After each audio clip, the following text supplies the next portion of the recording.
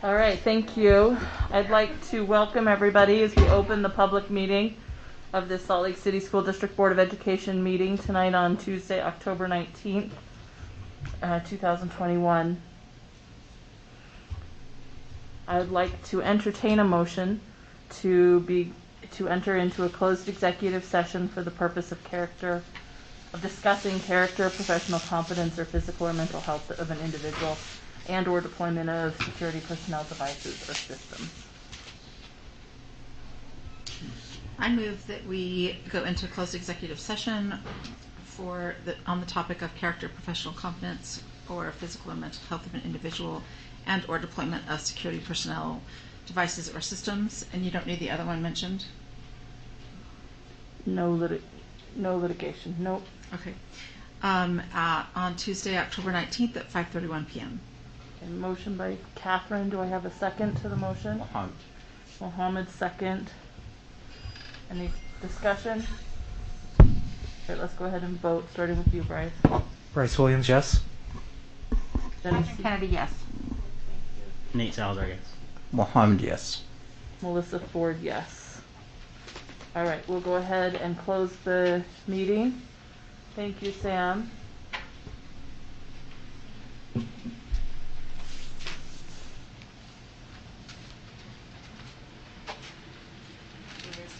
Just close the door and you can stay.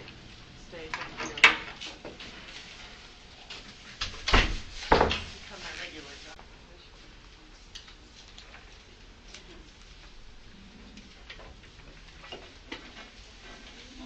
Logan always Logan looks a little like Mendes. Do you see that too? All right. Welcome. I'd like to welcome everybody as we convene this study session meeting of the Salt Lake City School District Board of Education. It's Tuesday, October 19th, 2021. We're grateful to have you all here. We've got all the board members present with Jenny Sika joining us shortly, Superintendent Gadsden, Business Administrator Kersley. Thank you to cabinet members for being here. I'd like to welcome our association representatives. James Tobler, welcome. I saw Mike Harmon here as well. James is the president of SLEA. I'd like to recognize Dallin Miller as the president of SLASA. Steve Russo is the president of SLEOPA, and Cindy Mills is the board representative for SLEOPA. And recognize B. Alonzo from Child Nutrition, Shay Olson from Buildings and Grounds, and Cindy Davis from Transportation. Thank you all for being here. I'd like to welcome you to this board study session, which we began re-implementing them last month. And the board study session is designed to provide the Salt Lake City Board of Education with updates, reports, and information to support the work of the board. Additionally, the study session format provides time for the board to discuss major issues and ask important questions prior to taking action in the board business meeting. Our study session tonight will include some recognitions, a consent agenda with 4 items, and 7 different study topics. There will also be a few miscellaneous updates from the superintendent and an opportunity for board members to share updates. Also, as it is outlined in our board policy, this agenda reflects the board practice of hearing public comment at only the board business meeting, the first meeting of the month. The discussions are of a more informal nature, and no additional action beyond the consent agenda will be taken by the board at this meeting. I hope to study each of the topics for about 15 minutes. I have appreciated the feedback I've received from the board members on this developing process, and thank you for your patience as we work together to find the right balance for this meeting. Based on your feedback, I don't anticipate future study sessions to have more than 2 major study topics to study, and really look forward to our upcoming board retreat, where together we can choose the topics we would like to prioritize for study. I appreciate your willingness to engage with and give direction on topics we have on our agenda tonight. While it's more informal than our regular monthly business meetings, the board will still follow our adopted guidelines for parliamentary procedures. So welcome to everybody. And Nate, Vice President Salazar, has asked Ms. Teresa Mbako to lead us in the Pledge of Allegiance.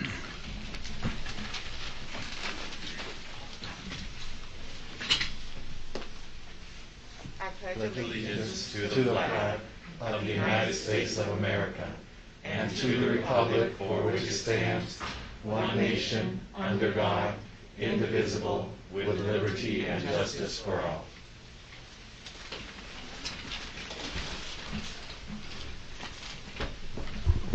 Thank you very much, Ms. Mbako. I appreciate that.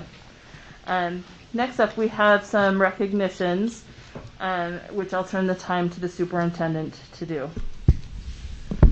Yes. So I would like to recognize 3 of our Salt Lake City School District teachers who have been accepted and are now Utah Teacher Fellows. The first is John Arthur, and he is just most recently the Utah Teacher of the Year. He's a teacher at Meadowlark Elementary School.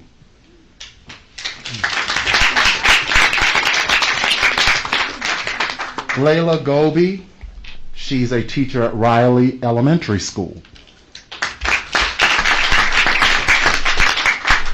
And Kelly Hankinson, she's a teacher at Salt Lake Center of Science Education. She was my daughter's teacher, so I know that she says her name differently. It's Hawkinson. Hawkinson, thank you for that. And lastly, we always like to recognize our students. Ms. Anna Gergel. She is the Vice President of competitive events for the Utah FCCLA Executive Council. Anna Gergel, I think she's here. If you would stand up and be recognized.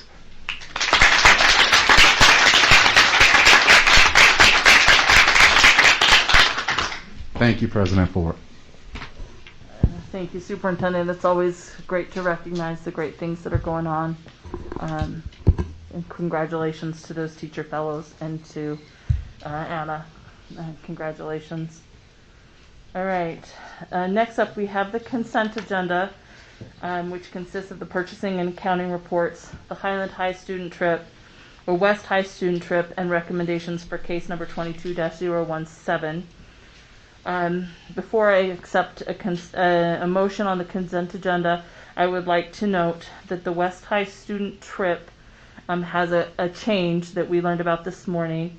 The fee, the total cost per student has changed from $1,550 to $900 per student.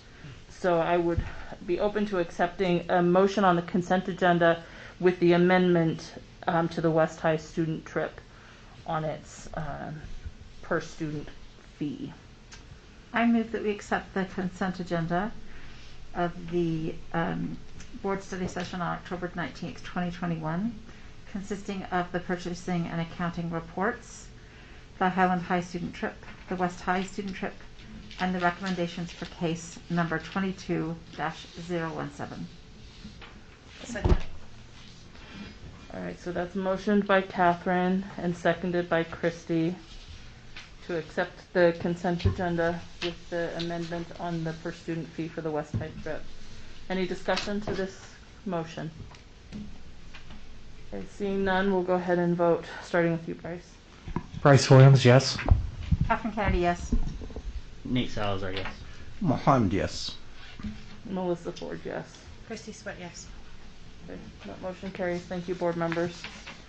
Now we'll move to the first item that's on our study session for topic, which is the fall enrollment. Superintendent? Yes. Our Chief Information Officer, Mr. Sam Quantz, will share that information with us. Thank you. Members of the Board of Education, Superintendent, Business Administrator. In your board packets this week, you will have received a number of reports that we produce annually listing out our fall enrollment for October 1st, 2021. These are the numbers that whenever we report throughout the rest of the year will be our official numbers that we report.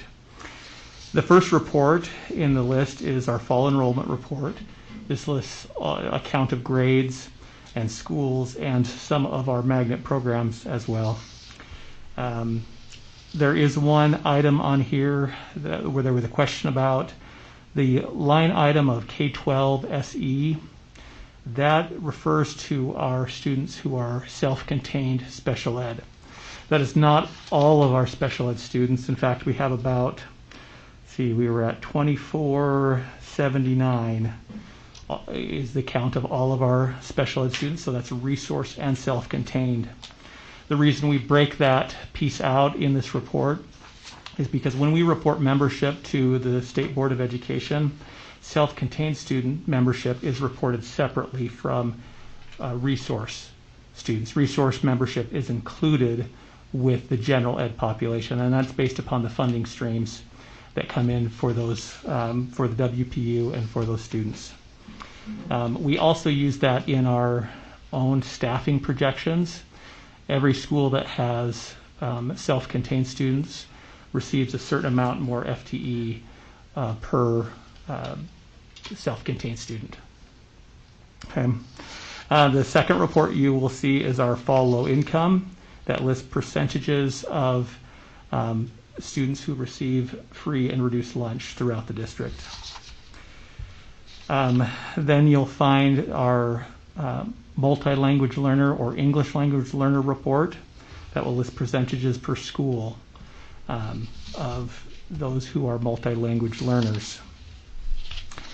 Then we have our fall ethnicity report, which lists what percentage of our students are minority. We also have a homeless report, which percentage of our students are considered homeless under the McKinney-Vento Act. Then we have a language report that lists all of the languages that parents have reported that they speak as their primary language or a language most frequently spoken in their home. And then the distribution report lists how many students we have at a particular school that transfer in or transfer out. And we'll go over that in just a moment, kind of show you how to read that one. Some of the observations that I've had as I've reviewed these numbers is compared to October 1, 2020, we are down 691 students in Salt Lake City School District and 61 students in the charter schools that are either district sponsored or partnered with us. The elementary schools in particular are down 388 students with a 10% or greater enrollment change at Backman, Edison, Emerson, Nibley Park, North Star, Rose Park, Wasatch, and Whittier. And on your report, you'll see those numbers on the totals. The bold indicates that there was a 10% or greater change. Middle schools are down 155 students from the previous October, with a 10% greater change in at Hillside, and slight changes at Hillside ELP with a slight increase actually in Clayton's ELP program. High schools are down 144, with Highlands enrollment increasing by 54 students. East is down by 105, and West is down by 112 students from the previous October enrollment. As I looked at this, we have from October 1, 2020, there were 3,354 students who were enrolled last October who were not enrolled in Salt Lake City School District this year. That is excluding the seniors that were here last year. However, we have noted that we have 2,630 new students to Salt Lake District that have never been here before. And those consist of about 1,085 kindergarten students. And then we see most of the numbers in the other grades are about 100, with the exception of we see 251 students in first grade that are new to the district and 232 in ninth grade that have come into the district. Please remember also that these reports do not include pre-K students. We have about 461 pre-K students enrolled in the district, but generally, if you look at our state reports that the State Board of Education will produce, our pre-K numbers won't be included in our overall counts. Okay, we've covered that one. Overall, when we look at self-contained students, we're down 17 students in self-contained, but resource students have increased by 37. Some of our low-income observations, overall the district's low-income percentage dropped about 6%. That could be related to the drop in enrollment. However, it's more likely that it's due to the fact that all of our students are receiving free lunch, free meals at this time. And so all of our applications and verifications are down anyway because there hasn't been a need to apply. English or multi-language learners remain steady at about 25% as opposed to 26% in 2020. Our minority population increased by 2.5% from October 1, 2020. And our homeless population increased from 2.86% to 3.15%. We had a total of 80 languages spoken. That is a 2.5% decrease from 2020. I believe last year we had 89 languages that were reported. And then we're on to that the distribution report.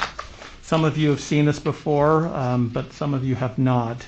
I don't know if you have it in front of you, but the way that it reads is the transfer in reads horizontally. So if I look at Backman, for instance, the first line, you can see their name, and then the first column lists 361. That was their total enrollment. And then you go across and you see out of that 361, what school boundaries do those students live in? Okay. And so you can go across there and see. So they had a total transfer in out of those 361 of 149 students. So 212 students live in Backman's boundary that attend Backman, and then 149 students transferred in. If you look at Backman vertically, however, you can see where their students, the number of their students transferred to other schools. So they had 107 students that live in their boundaries, but that attend a different school in the district. So over on the top column on the far right, you'll see a gain or loss. They had a positive gain of 42 students. And as you look down, if you see a negative, that means they had a loss of students. More students transferred out of their boundary than students transferred in from out of boundary. Okay, and then one last item on these reports, just so you know that according to our data governance plan, we don't have public reports that list any sample sizes or n sizes less than 10 to protect any identification of students. However, you as board members do have access to the complete reports in the District Document Center that will show the exact numbers for each column. Any questions? Thank you, Sam. This is a lot of information, and I'm sure board members will have lots of questions. So if you want to, board members, raise your hands, we can go ahead and ask questions. We'll follow our procedure of everybody taking an opportunity to speak, getting an opportunity to speak once before somebody speaks twice. Sam, I have a question on the student distribution. Yes. That last chart that you were talking about. As you read horizontally, you can see the school districts that our students are coming to us from, but we can't, as we look down, see where they're going to. Do we not track that information, or is it just too much to have on this chart? Or So that one's a little harder to gather. We do have access to research where students are going. However, it's a student by student process. okay. So it would take a significant amount of time. Actually, when I was putting some of these numbers, I was trying to see if there was a way that I could do that. But so far, it's a student by student. Okay. And so that's why we can do it, but it was just going to take some time. And it's easier for us to see when they're coming to us where they're coming Correct, from. because they're in our student information system. We can see their address. We can see what district they live in. Okay. All right, thank you. Christy? Sam, thank you for the reports. I always am so appreciative of the way that you break down information for us. So thank you for doing that. For me, this year, the report is alarming. You know, there are some issues I think that we have, you know, as a district that we need to look at with the information that Sam has given us. I think that when we have schools that are losing 19%, you know, the elementary kids, you know, we've got 14 elementary schools and 1 middle school and 3 high schools that have lost 50 to 99 kids. You know, I mean, that's alarming. And I think that we need to talk about this. I think if we're using 30 as our class size average and we're looking at what our enrollment is right now, that equates out to about 90 teachers, you know, that we're overstaffed. And I think that, you know, we've been talking about this for a while. And to me, I think that, you know, when we have most of our elementary schools that were built to hold 600 to 650 kids, and we only have one elementary school that's at 520 right now, everybody else is below. Mm-hmm. That's alarming.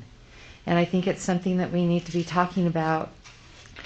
You know, Sam, I think that every time I look at your, how you quantify everything, it just kind of pulls everything together for me, and that's helped me a lot as I've looked through it. So I don't necessarily feel like I have any questions for you because I think you've answered all of that. The only, maybe one of the questions, this was posed to me by one of the parents that you and I talked about, a special ed parent that wondered if it wouldn't be helpful for the district with 2,400 kids that are in special ed to maybe break that out for us, you know, by disability, where they go, you know, what the services are. That might be something that would be of interest to all of us, you know, with that many. Where am I at on my time? 1 minute and 7. Okay. So these are the things that I have been thinking about with Sam's report that's come out, that we are definitely in a crisis, and that our declining enrollment should be a priority for this district. I think that the fewer WPU that we get in our district, the more dependent we're going to become on property tax. And that is an issue that we need to talk about. As we lose students, you know, over the past 19 months, we were hoping we would see some come back. Although we talked about 18, almost 1,100, that's kinder, you know, which is expected, but is again lower than what we expect, you know, coming in. So I think that it's something that when we're looking at building our district building, or we're looking at schools or bonding, that we need to push the pause button right now and really look at what's going on in our city, and look at the demographics, and look at the declining enrollment and the unaffordable housing, you know, that we have. That's what we need to be looking at and talking about. So, Sam, thank you. I appreciate all the work that you put into those. And if anybody else is interested in the special ed part, then maybe we could talk about that. Yeah, we can build another report that would break that out for you. And I also wanted to address that idea of what our demographics look like. Yeah. So about 1.5 years ago, as we saw some of the swings in our enrollment and we were dealing with projections, I actually sought some help from from an outside company that I've contracted with to help me look at my staffing projections. Mm-hmm. And included in that is a demographic study as well. So they're a different company than before. Previously, we worked with Davis Demographics, and we still do some work with Davis. But this company's name is Applied Economics, and they use a lot of the methodology that I've used over the last little bit. So it was a good chance for me to verify my own data. And so I've been working with them over the last few weeks, giving them the October 1 data, and I tentatively have a time in January for them to present another 5-year, 10-year demographic study for us. And may I ask a couple questions? Yeah. Oh, yes. Does please. that track with the Davis Demographics in any way? No.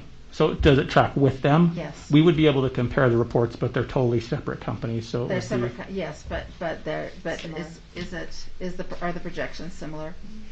They will be. I don't know what they will be, but because I've just given them the data, but they'll start calculating. Yeah. They came out. This is. I mean, we were told to expect this. I mean, this is what we were told to expect. We hoped that it wouldn't be true, or would be able to ameliorate the enrollment, but we were told that in 8 years our enrollment would be at 17,000 students, and Yeah. we'd probably stabilize there. So I'm glad to hear that you have this other process, and I'll be really interested to hear what happens. But I agree with you, Christy, and in fact, I got a letter from a constituent that basically says those same things today. This constituent would have come to talk to us, but we don't have feedback during our study sessions.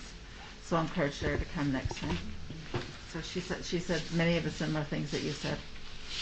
So thank you, Sam, for this report. It is concerning, but it is the writing that we saw on the wall. And so when they did your projections last time, it was before the pandemic. It sounds like it was 18 months ago. Was it February? 18 months ago is when I just started contracting with them because I wanted to find someone. So I looked back at Davis Demographics again, but I chose this other company primarily because their methodology matched mine, Right. as opposed to Davis was more GIS based. Yeah, thank you. Other questions, Catherine? That's it. Okay. Any other questions? Mohammed, go ahead. Thank you, Sam, for this. This is fantastic, actually, to see this information. And I concur. It is an alarming news for sure. But I'm a firm believer in the fact that together here we'll be able to tackle this. And I know I did notice that there is a trend of decrease in terms of the enrollment from in the past 3 years. And I'm just like, this is more like a question to the district in terms of what are we planning to do about this. Because if we're having this trend that's been going on for 3 years and it's gotten worse in the past year, then I don't know if there has been like any studies in terms of the underlying reasoning behind those declines, what's pushing those students out of our district. Are they like? Is it because of the housing? Has there been work with the city council about that, and the mayor's office? And it's just like it is. Yeah, our city is a city of diversity. It is a city of that really like just it's a multi-salad, delicious salad, I would say. And I think we need to figure out what is causing that, and we take action on that. And I think there's a lot of work here for the district to do. And as you say, I'm looking at your superintendent. But I'm confident we'll be able to come up with something to recover from this. Yeah. Thanks, Mohammed. Other questions from board members? Can I just say it? So Uh-huh. I would Yeah. just add, Mohammed, that the way it was presented to us in my recollection is that this isn't us having children pushed out, that it's largely a part of it is how many people are having children. Mm-hmm. And so I don't know that the way Davis Demographics reported on it, it's not recovering. We can continue to try to attract students to our district, which we should do, and we can continue to urge them to build affordable housing. But those are small things that'll make small, and so part of it is looking at it in the face and saying, this is our situation, how do we deal with it? Because people are just having fewer children in our city, and it is expensive to live here, so there are fewer big families moving in, but that's part of it. And so we have to not say that we're going to fix it as much as that we're going to deal with it. Thanks, Catherine. Other comments? I would echo what Catherine and Christy are saying. It is something we have to look at in the face. I mean, this is what's happening. I think looking at those underlying factors and reasons would be important. I don't know if this is if the numbers have increased and declining over the last year or two. But it's at some point, we have to face the fact that they are declining. and what that might mean for our students. And so I really appreciate the proactive way you've looked at this and getting that demographic survey. We talked about that a little bit in September, so thank you, Sam. I think what I am hearing from the board is that this is something that is a pressing priority that we want to address, that we want to come up with a plan for. Sam, you're going to be an integral part of that as we look at a demographic study. That's January. I want to hear feedback from the board and kind of direction and how we'd like to be addressing this between now and January. Board members, do you have thoughts on we could spend more time in a November study session perhaps, or we could address it in January when you have the results of that new demographic study. I'd be looking for feedback from the board and superintendent on what you'd like to see happen next. Christy? Thank you for saying that. I appreciate that, Melissa. President Ford, what you're asking for, and I think that maybe even just another layer to add in, Sam, when you come in, is I'm looking forward to hearing about applied economics, and that comparison. And if we really do like level out at the 1700, then maybe in January the other piece that we need to be looking at is the budget impacts, and what that's going to look like, as that projection. And unfortunately, looking at what our school, what the school enrollments, how it will impact whether or not we have to close any schools. And so I think that I hope that I would have loved to have been off the board when we have a discussion about closing schools, but unfortunately I think that that's probably going to have to be a part of, and maybe that is a part of what applied economics would be helping us with. But the budget impacts, Alan, I guess is something that we'd have to dig into as we look at what those projections might look like. For sure. Go ahead, Nate, and then Catherine. Certainly. So I think one of the things that I know Catherine and I have mentioned in the past is, along with the Davis study and this new applied economics organization that you're working with, Sam, I think the Kem C. Gardner Institute and Dr. Pam Perlett could be a resource for us as well. I don't know if we would have to go through a formal RFP process to work with them, but nonetheless, I really trust the data that Dr. Perlett puts out with the city and the city atlas every 10 years, and now that we have new census data, I'd love to see that incorporated into the discussions that we're having and how we study this moving forward. Yes. So, and I would second what Nate has just said. I think that the other benefit that Dr. Perlett has is that she's very equity-minded, and I think that it would be really good to bring her in if she's willing to do it. And I would suggest that maybe we have some time during a retreat to, if not actually addressing these issues, addressing how we will address these issues. I think we should jump on it if we can, even before January. I mean, the pandemic, I think we would have looked at this. I think we talked about looking at this before the pandemic, but the pandemic pushed this off. So it is not an emergency, but we're getting pressing. I hear you. We're getting there. Thank you.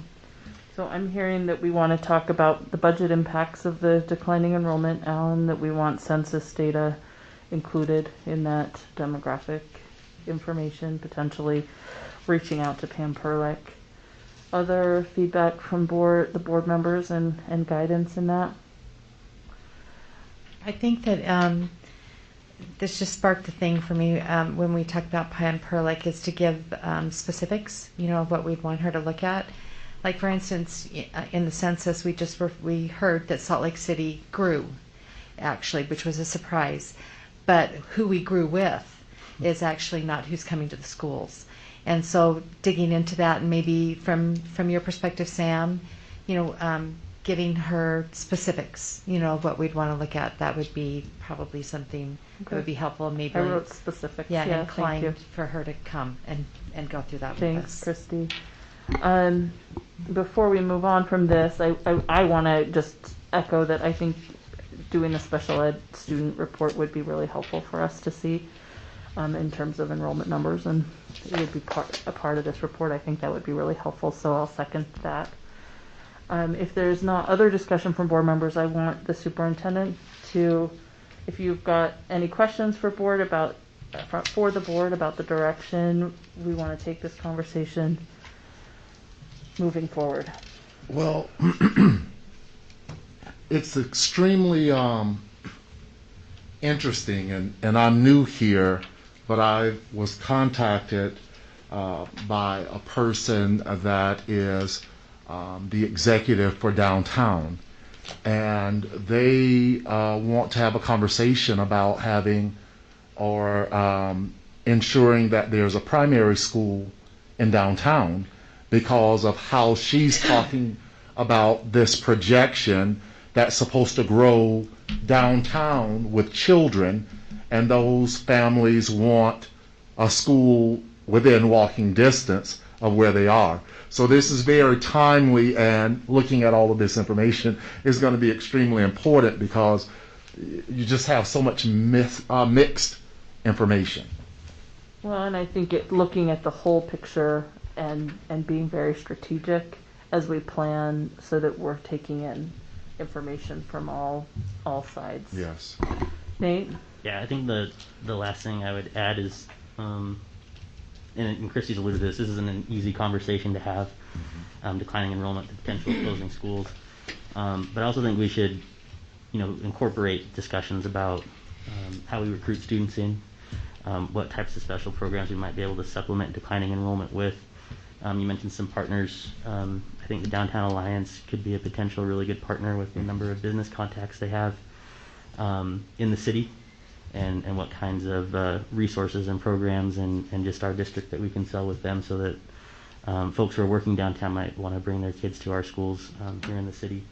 But I think that should also be a part of how we discuss this as well. I think the asset and the positive nature that our district can provide is really, really important. And I don't want that to be overshadowed with the difficulties of the conversations that we do have to have. Right. Thanks, Nate. Thank you, everyone. All right, we'll move on to the next topic, which is tax exempt lease purchase, and turn the time to you, Alan. Thank you, Sam. So attached to the agenda is an article that I wanted to share with you all that just really talks about what tax exempt lease purchases are. From that article, I would just like to read one paragraph. It's on page 1. It's the third paragraph. States the most commonly used lease arrangements by state and local governments is a tax-exempt lease purchase agreement, which is an effective alternative to traditional debt financing, bonds, loans, etc., because it allows a public organization to pay for energy upgrades by using money that is already set aside in its annual utility budget. When properly structured, this type of financing makes it possible for public sector agencies to draw on dollars to be saved in future utility bills to pay for new energy-efficient equipment and related services today. So I'm bringing this topic for study as we've looked at the sustainability plan, and we've approved that plan recently. Next steps would be how do we pay for the first things, solar, LED lighting. An option that we would like to consider is a tax-exempt lease purchase, which basically means a financing company will finance the projects, and then we will lease them back from that company using the savings, using the energy savings over the next, depending on the life of the lease purchase agreement, usually like 20 years. So it's a debt instrument that districts can use to pay for these types of things. We've never done one in the Salt Lake City School District, but we've also never approved a sustainability plan like we have had. So it is a way, and as the article states, it's a way many local governments use to finance energy-saving projects such as solar and LED lighting. So I present this topic for your discussion. Good. Questions for Alan, board members? I appreciated you attaching this article. It's an interesting idea, and we do have a sustainability plan to implement. So thank you for bringing this to our attention.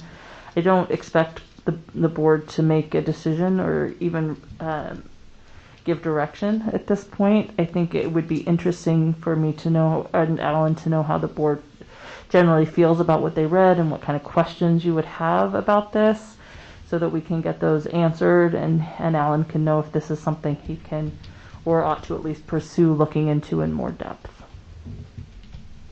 Board members, have questions for Alan? Has this been done somewhere else?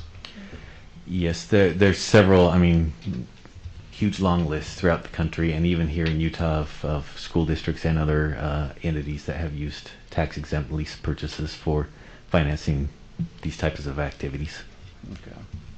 Yeah, it's not a new method for financing. It's been around for a long time. Okay. And has there been like any complaints or negative responses from other schools that have implemented this, or None that I'm aware of. like beautifully put out there? Okay. Yeah, so the whole idea is, you are incurring that debt, but you don't have to come up with new money to pay it in the future. You are using your cost savings to pay down the debt going into the future. Okay. Nate? Thank you, President Ford. Alan, I guess the only question I have is how critical is this type of leasing agreement with financiers to us meeting our goals relative to that sustainability? Extremely critical. Thank you. Other questions? I think it's a great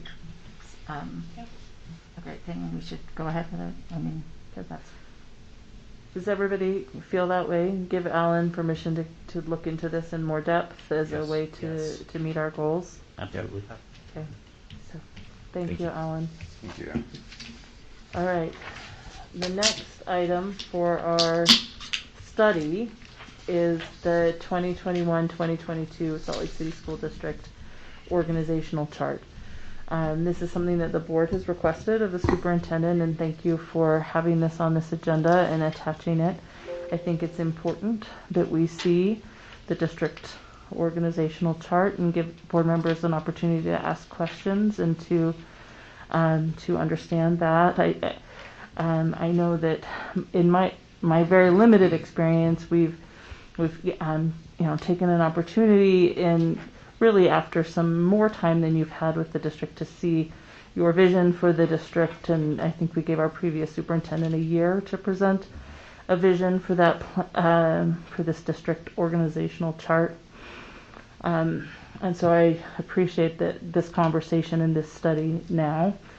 My 2 cents on it, really right out of the gate, is that this is a really good opportunity for me as an individual board member to share my thoughts about the district organization.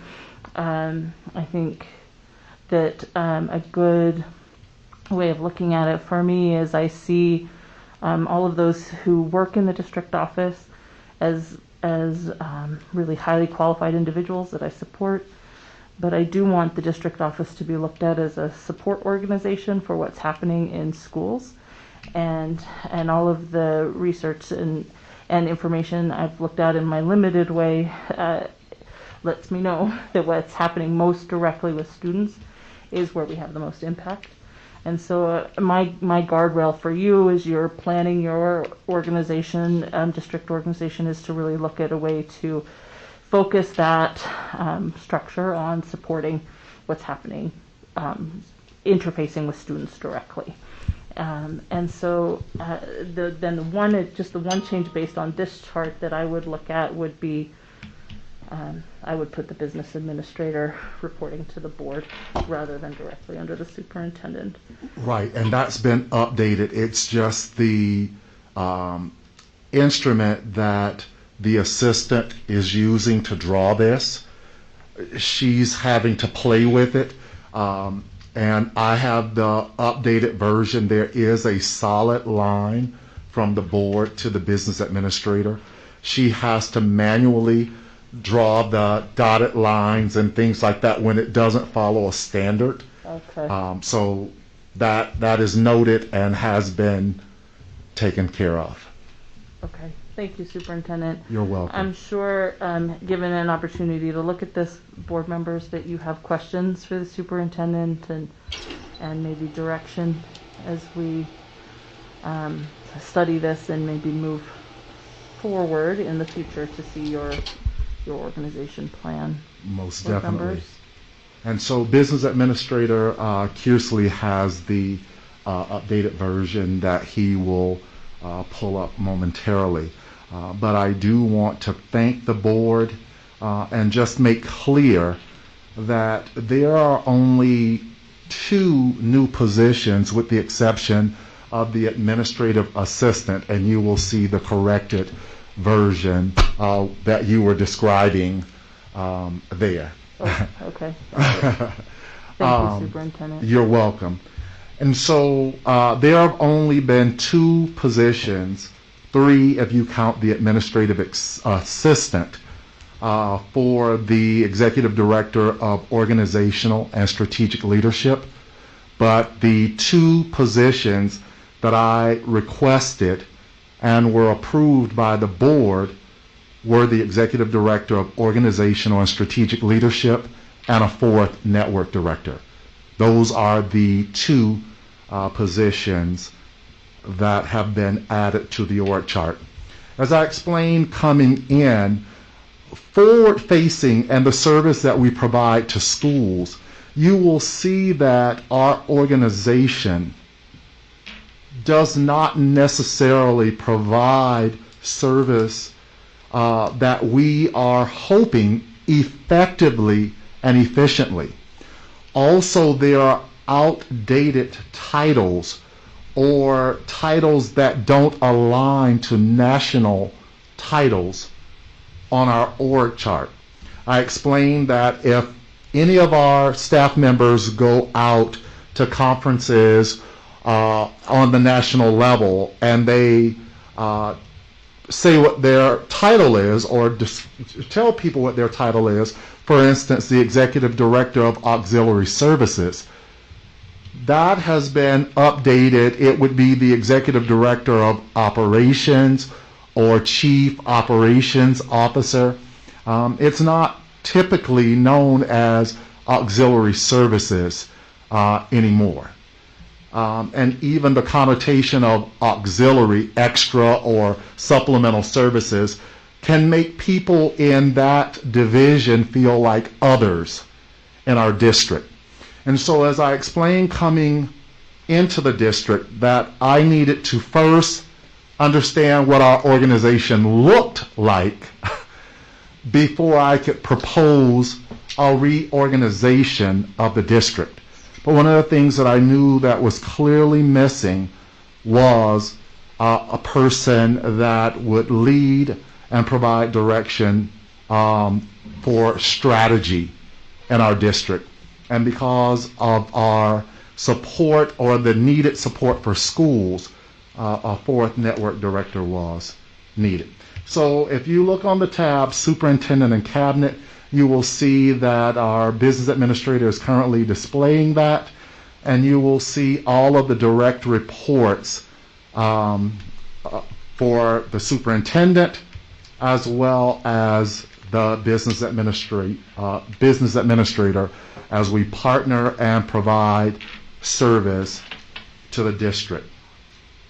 If you then go to the tab Cabinet and Direct Reports, you will start to drill down into our district, and you will see my direct reports and then each of their direct reports, those people that they evaluate directly on the org chart. And it was important for me to see how this actually works.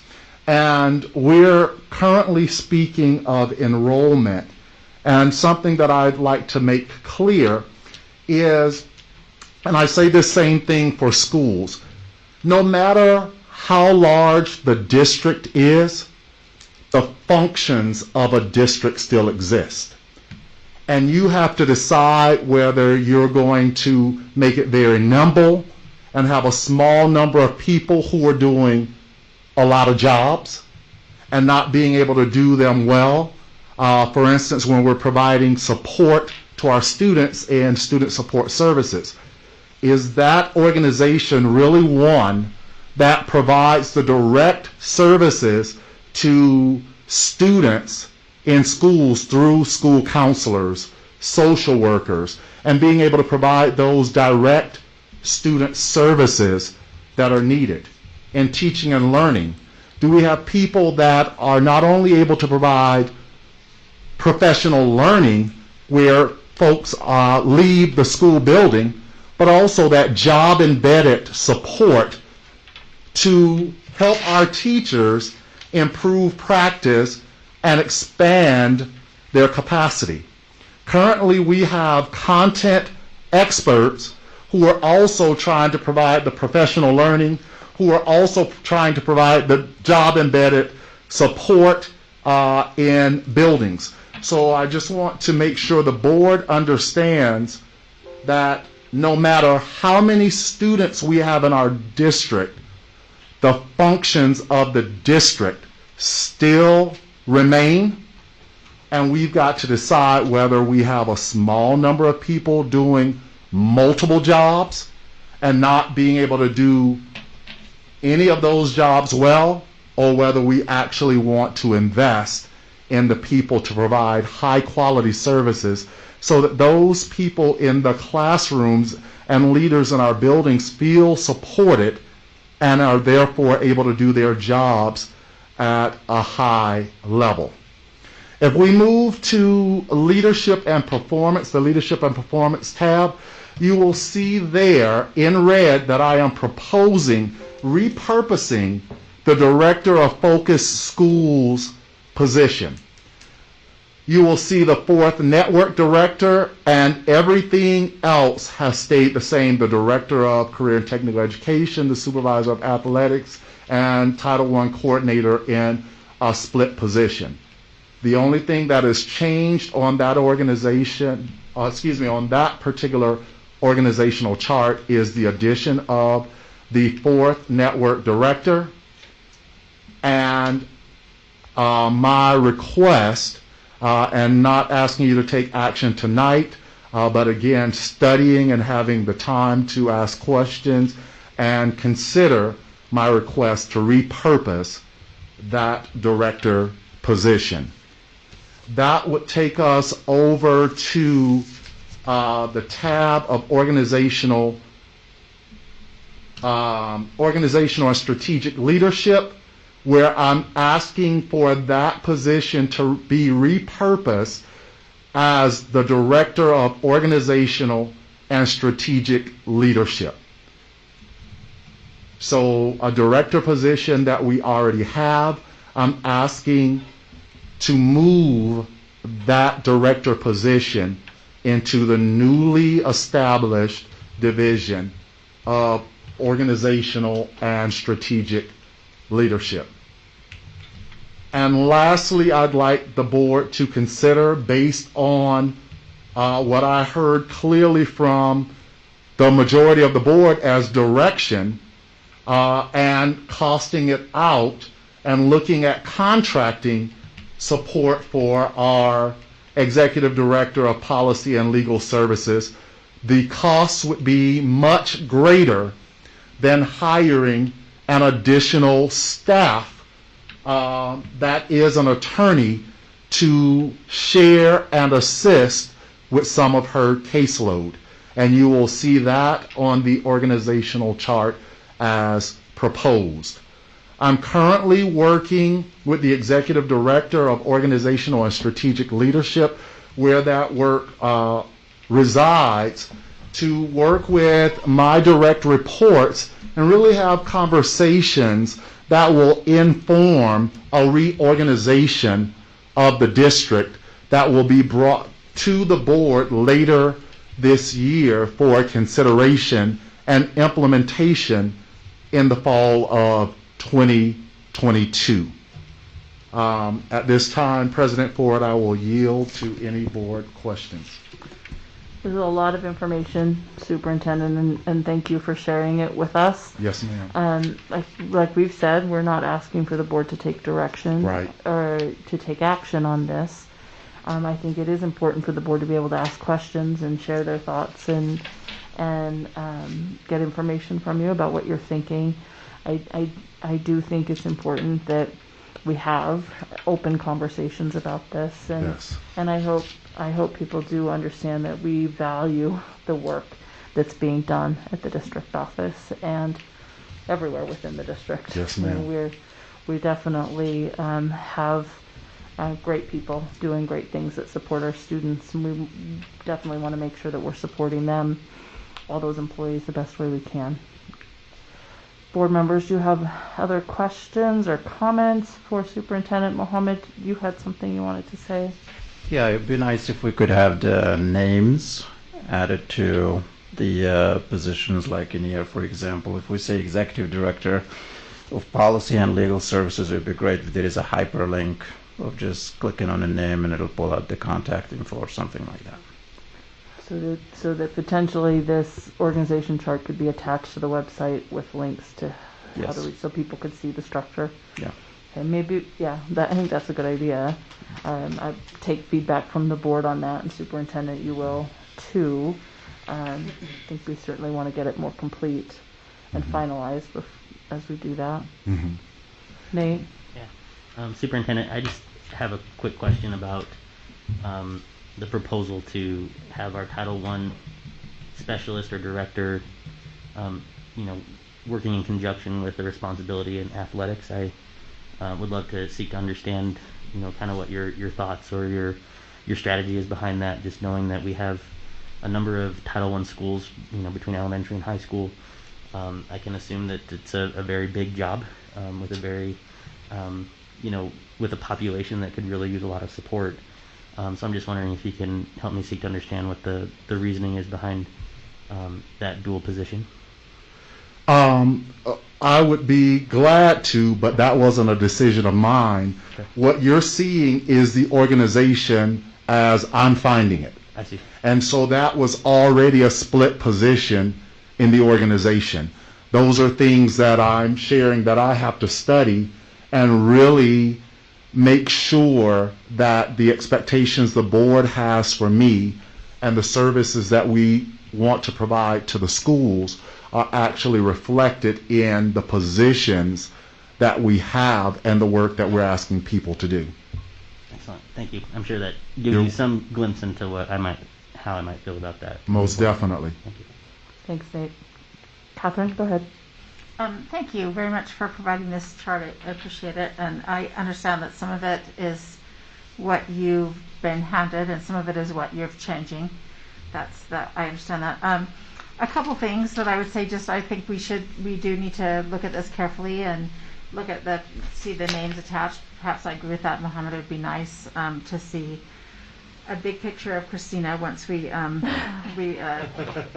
that link. I can get her title correct for once. That's right. Maybe she'll even do a dance on that link or something. But just a couple things. First of all, I understand what you're saying. I guess I disagree in theory, and I don't know that it's more than a theory for either of us that district offices are not scalable. I think there are certain essential employees that every district needs, but obviously we don't have a district office the size of LA's school district, and Tintic School District does not have a district office the size of ours. So I do think that district offices are definitely scalable, and I think that we need to have as many people that interface directly with our students as we can. I mean, coaches may be under the district office, but they interface directly with our students. So I think it's really, really important that we don't add additional layers, that we have to be very careful as we do that. So I understand that you were speaking in theory, and I am too, but I guess I would disagree that our district offices are not directly scalable to the size of a district. And then the other thing I would say, and you may have inherited this, we have always called our superintendent the superintendent. We don't call our superintendent the CEO. A CEO typically of a school district is someone that's been handed as a district that is failing in some way. The district is failing either in student performance or in financial management, and so we call our superintendent. So I'd like to continue to do that and not have the title of CEO in the title. And I think that that's also per our contract. we're thrilled that you're come to us as our superintendent, but not as our CEO, because that would imply something different. And I'd like to respond to both of your comments. The CEO is added there because in state statute it actually says, and when I was actually hired, that was a part of the job description, that the superintendent is the CEO of the district. So that's not something that I created. That's something that's in state statute, and that was a part of the information that was given to me upon hire. I'm willing to take whatever direction to the from the board. It matters not what my title is. It's the work that I do. Secondly, I was not implying that a district office is not scalable. What I said is we've got to decide where we want people to have multiple roles and where we want those roles to be clear, because the function remains. It's a matter of the workload that we want people to have. So I wasn't talking about scalable. I was talking about how we assign the work. Thanks for clarifying that. Thank you, Superintendent. Christy? Thank you so much for the information tonight. I think the org chart is a little overwhelming. I'm not the only one that feels that way. I keep hearing that.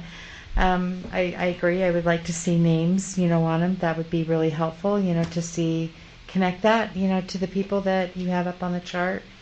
I think that what has been clear to me, and it's interesting that Melissa said that, or Board President Ford mentioned in her opening remarks that an org chart, has been shared later on, after, a year that was given, in our last previous superintendent.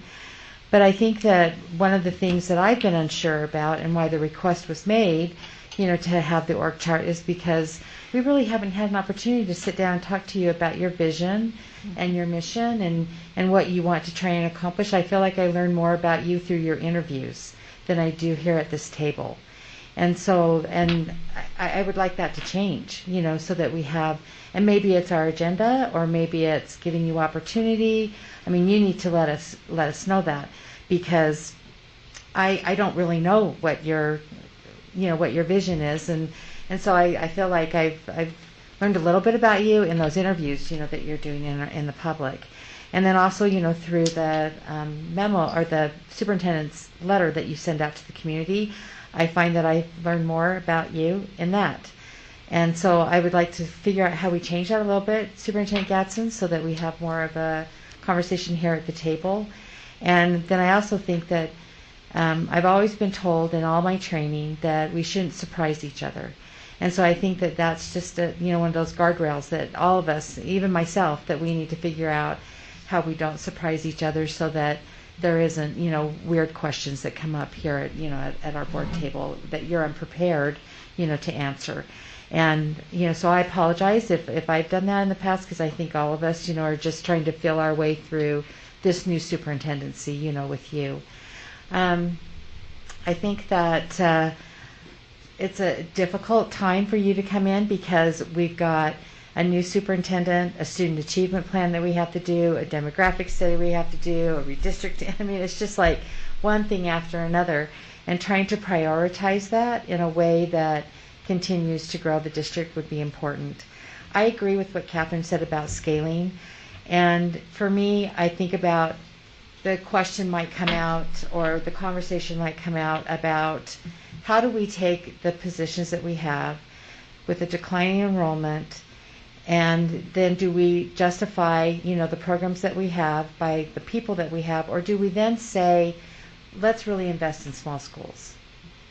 That we're going to say that our schools are now going to be around, that 400, 300, I'll whatever. defer a minute of my time, Christy. Oh, sorry, I didn't know. Okay. A minute of this one. Oh. Yeah, so you've got another minute. Oh, no, I'm done.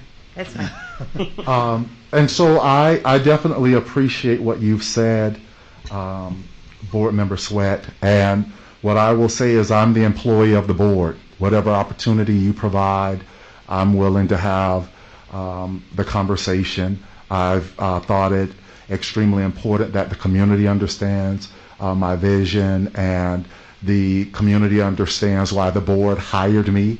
And I'm hoping through those interviews that I'm conveying that, and I'm sorry if that's the only way that you feel you've learned about my vision. I hope I shared some of that during my interviews, but I am an employee of the board, and I'm open to whatever opportunities are provided for me to share that with you, as I have publicly with our constituents. And I can't say that I disagree with you about scalable. I'm agreeing. I'm simply saying we have to consider the work, the function, and the people who are having to do that work. And sometimes having a person having to take on multiple roles in doing the work, we sometimes sacrifice the effectiveness of the person being able to do that work. And that's all I'm saying. And so I agree with you as well. There should not be any surprises. And if I have surprised the board with anything that I've done, I apologize for that as well. Thank you, Superintendent. Other comments? Jenny? Yeah, thank you.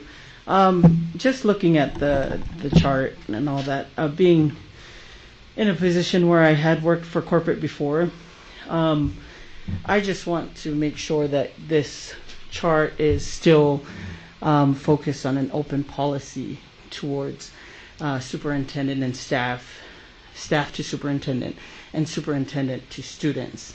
Like, I feel like when there's charts like this, the mountain for a student to climb to get to the superintendent is what I see when I see these charts.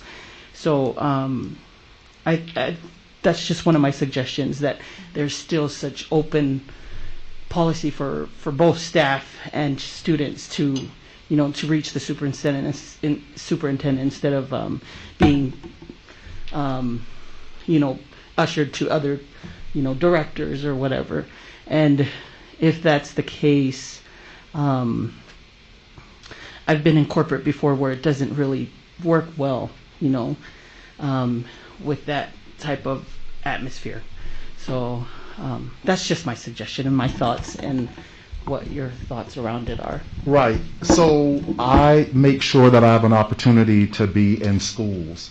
A part of my vision and the work is, as I was explaining to Board Member Kennedy, title matters not to me. You can call me whatever you want. It's the work that I do. I have made it clear in my public interviews as I interact with students and families. My email is public. I get emails from students. I get emails from parents. I get emails from community members. You all know that because you're copied on some of those. And I pride myself on responding quickly.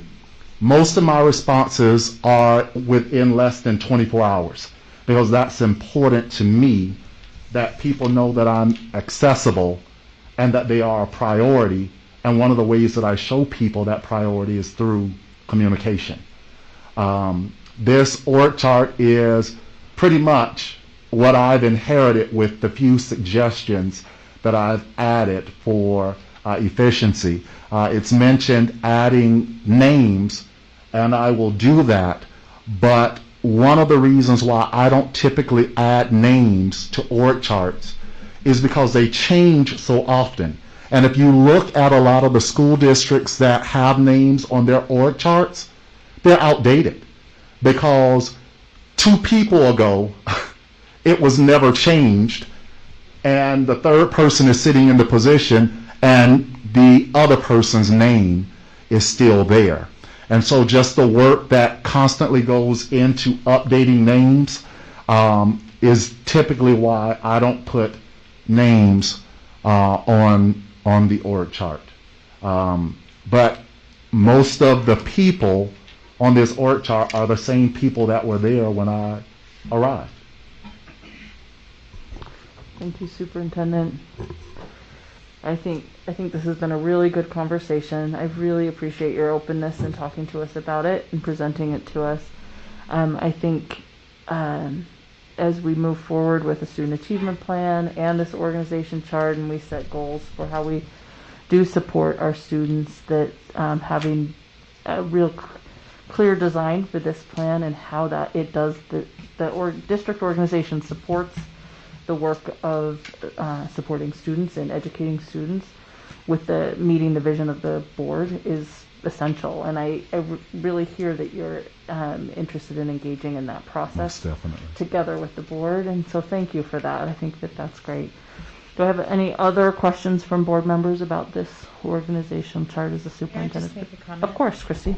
I just want to support what Jenny just said. I think that it's important, superintendent, and I understand that, having an open door policy, is not that, 5,000 people can come to your, but I do expect, access and open door with the people in this building. Most That they have complete access to you, that they don't have to crawl through other people. I actually like the way that Jenny just said that they feel like they don't have to crawl a mountain in order to get, time with you. So thank you, Jenny, for bringing that up, because I think that that's been something that we've been concerned about in the past. And so I think we should continue to talk about that, and talk with you about that, Most so that we definitely. make sure that that's in place.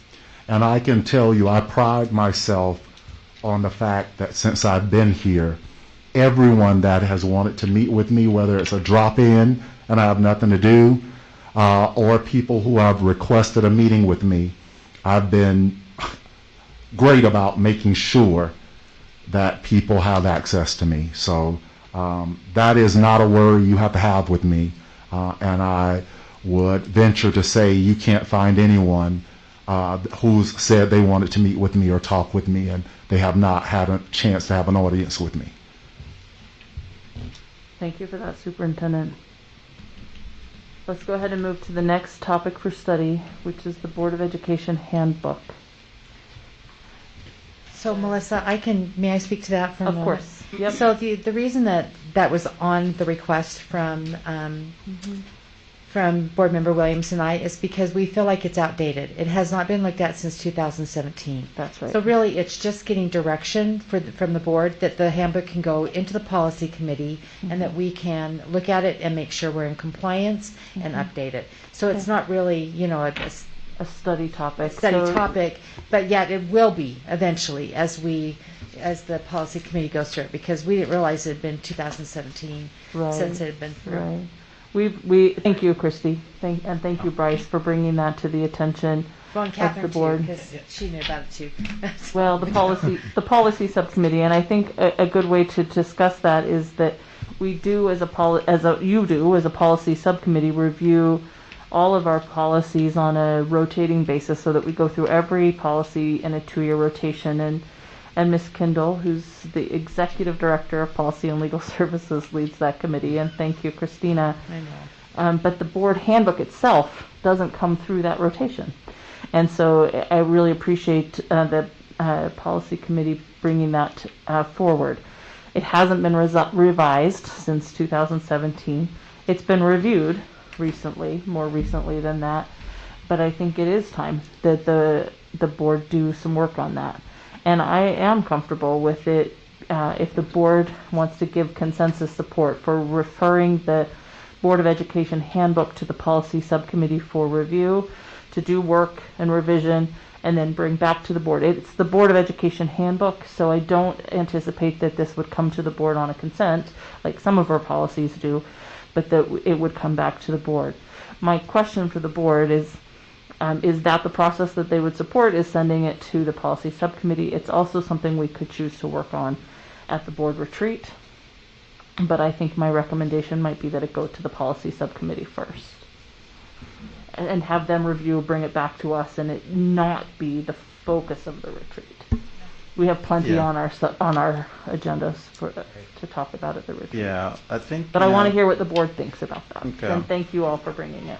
Yeah, thank you for bringing that up, because, I've been thinking about that. I mean, we're new to the board, and we're still talking about some policies that was, old school policies, you know. And so the one thing is, I think we need to be, okay, since this is a board policy book, we want to make sure that the policy committee understands or find a way or build a structure and how to get the rest of the board involved in the process of revising and adjusting the report, basically. So that's just my thought in that. So I think that's, I will let Catherine and Bryce speak to this too, but in the past what we've done is set it up the same way that we usually do with policy and new policy. So we'll bring the handbook in sections and then talk through all of that with the board, make sure that it looks like the way that we want it, that it says what it does, that it matches up with, you know, any other policies. And then also if there's been any changes in the law in regards to anything with our responsibilities. So it's set up the similar way that we do policies, is we bring each section and then get an approval, process, you know, for each of those sections. Sounds good. I like that. Thank you for speaking to that, Chrissy, and thank you, Board Policy Subcommittee, for your work. I appreciate that. Is there any other comments on this section? We can move to the next topic.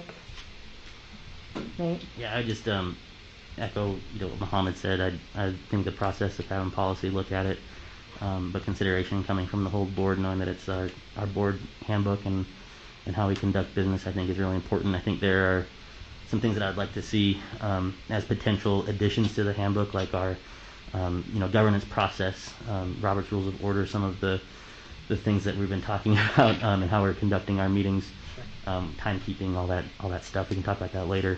But I think there's even some more additional processes that I've experienced as a part of leadership relative to suggestions for agenda items, removing agenda items from draft agendas.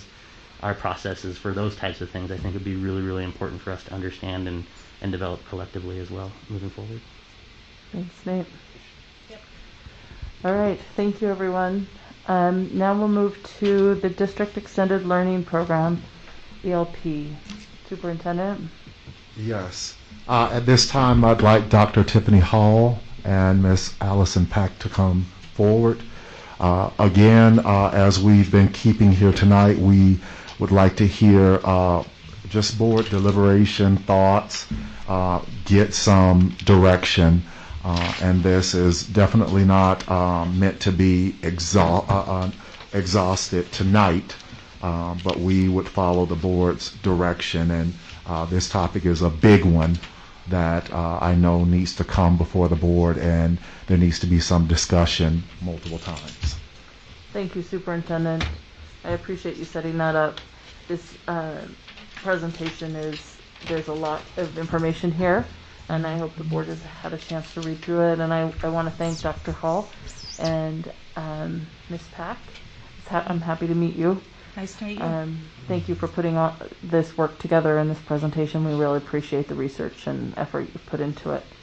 I'll turn the time to you to the presentation. Thank you. And I recognize with our time limits that this really will be an overview study session.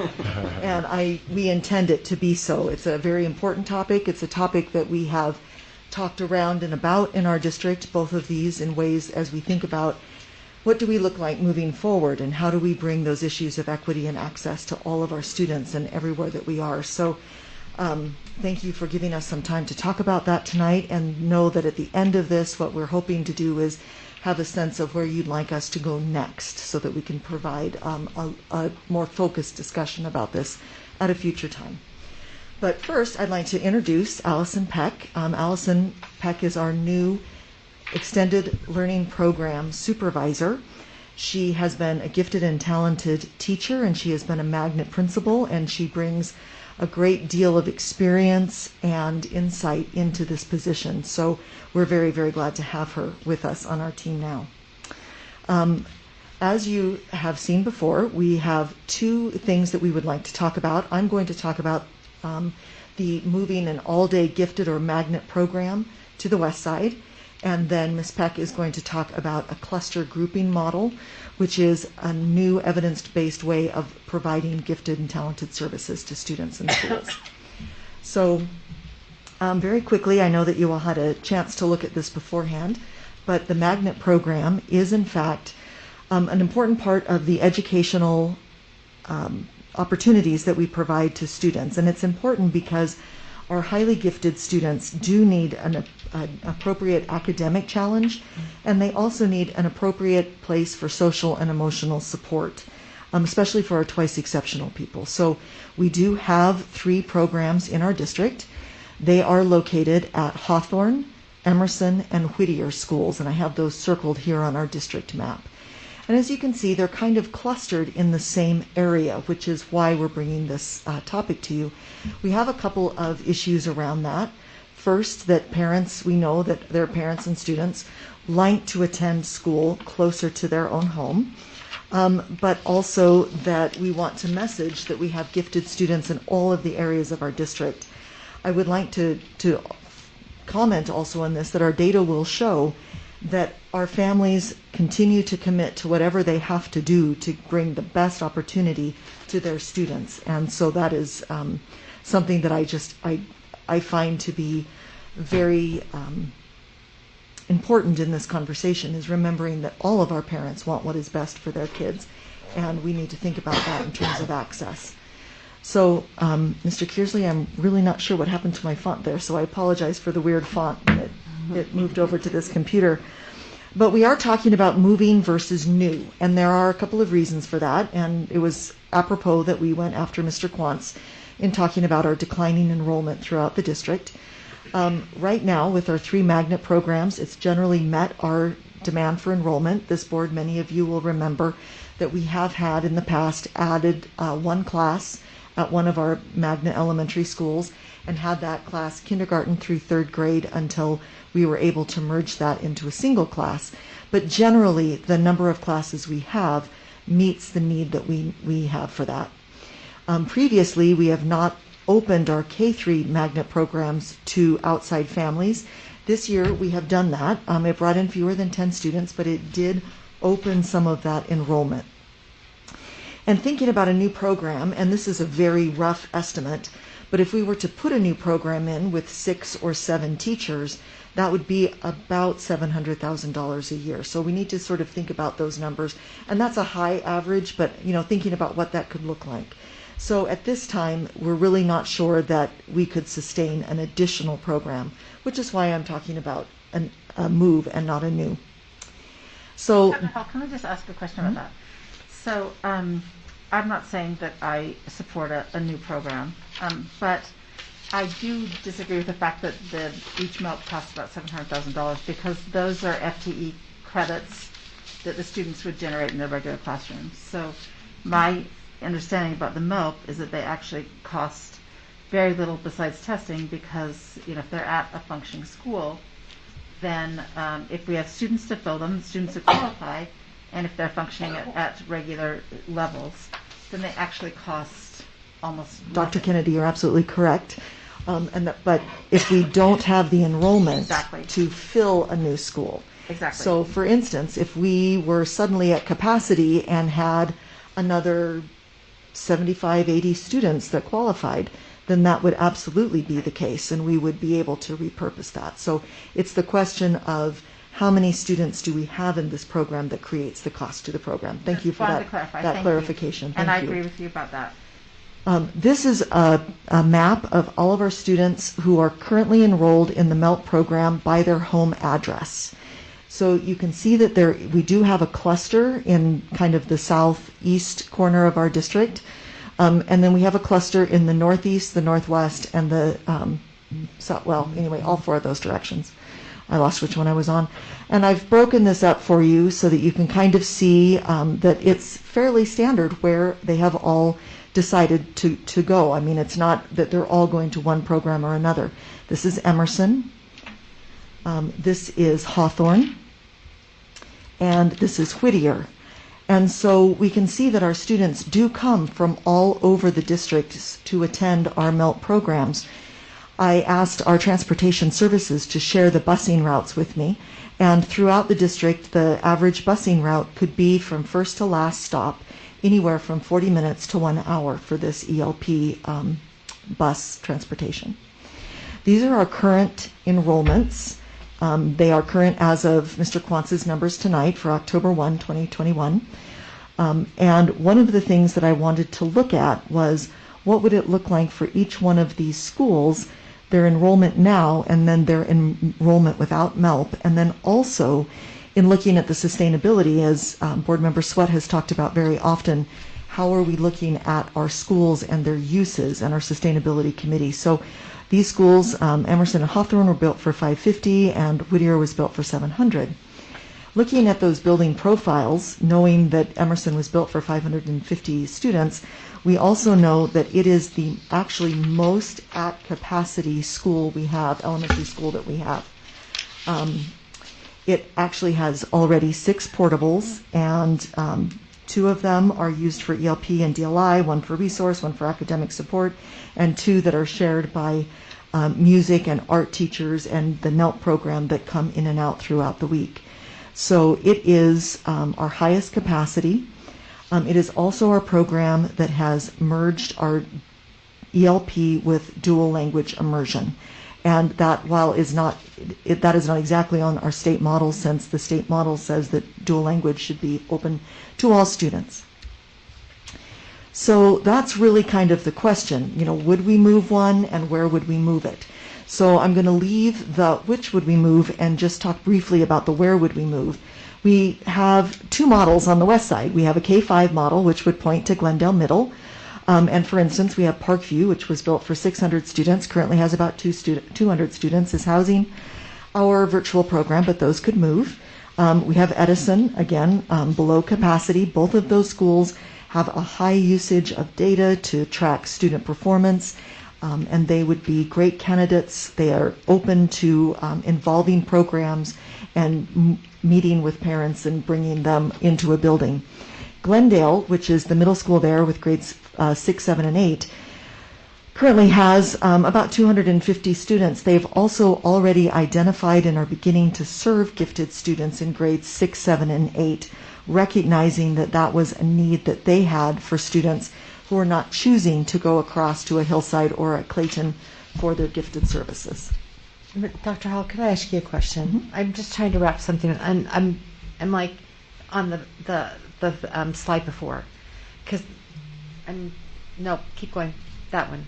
So help me understand, because I'm having a little bit of a hard time wrapping my head around how Emerson has 6 portables when their enrollment is 482 students.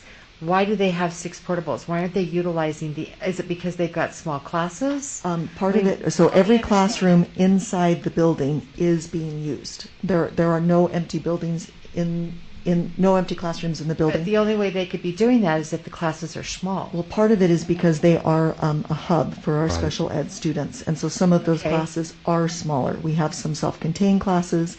We have some classes that we have to use as we're co-collaborating with teachers, and so yes, when I have been over there, there isn't an empty classroom to be found. So I totally understand what you're saying.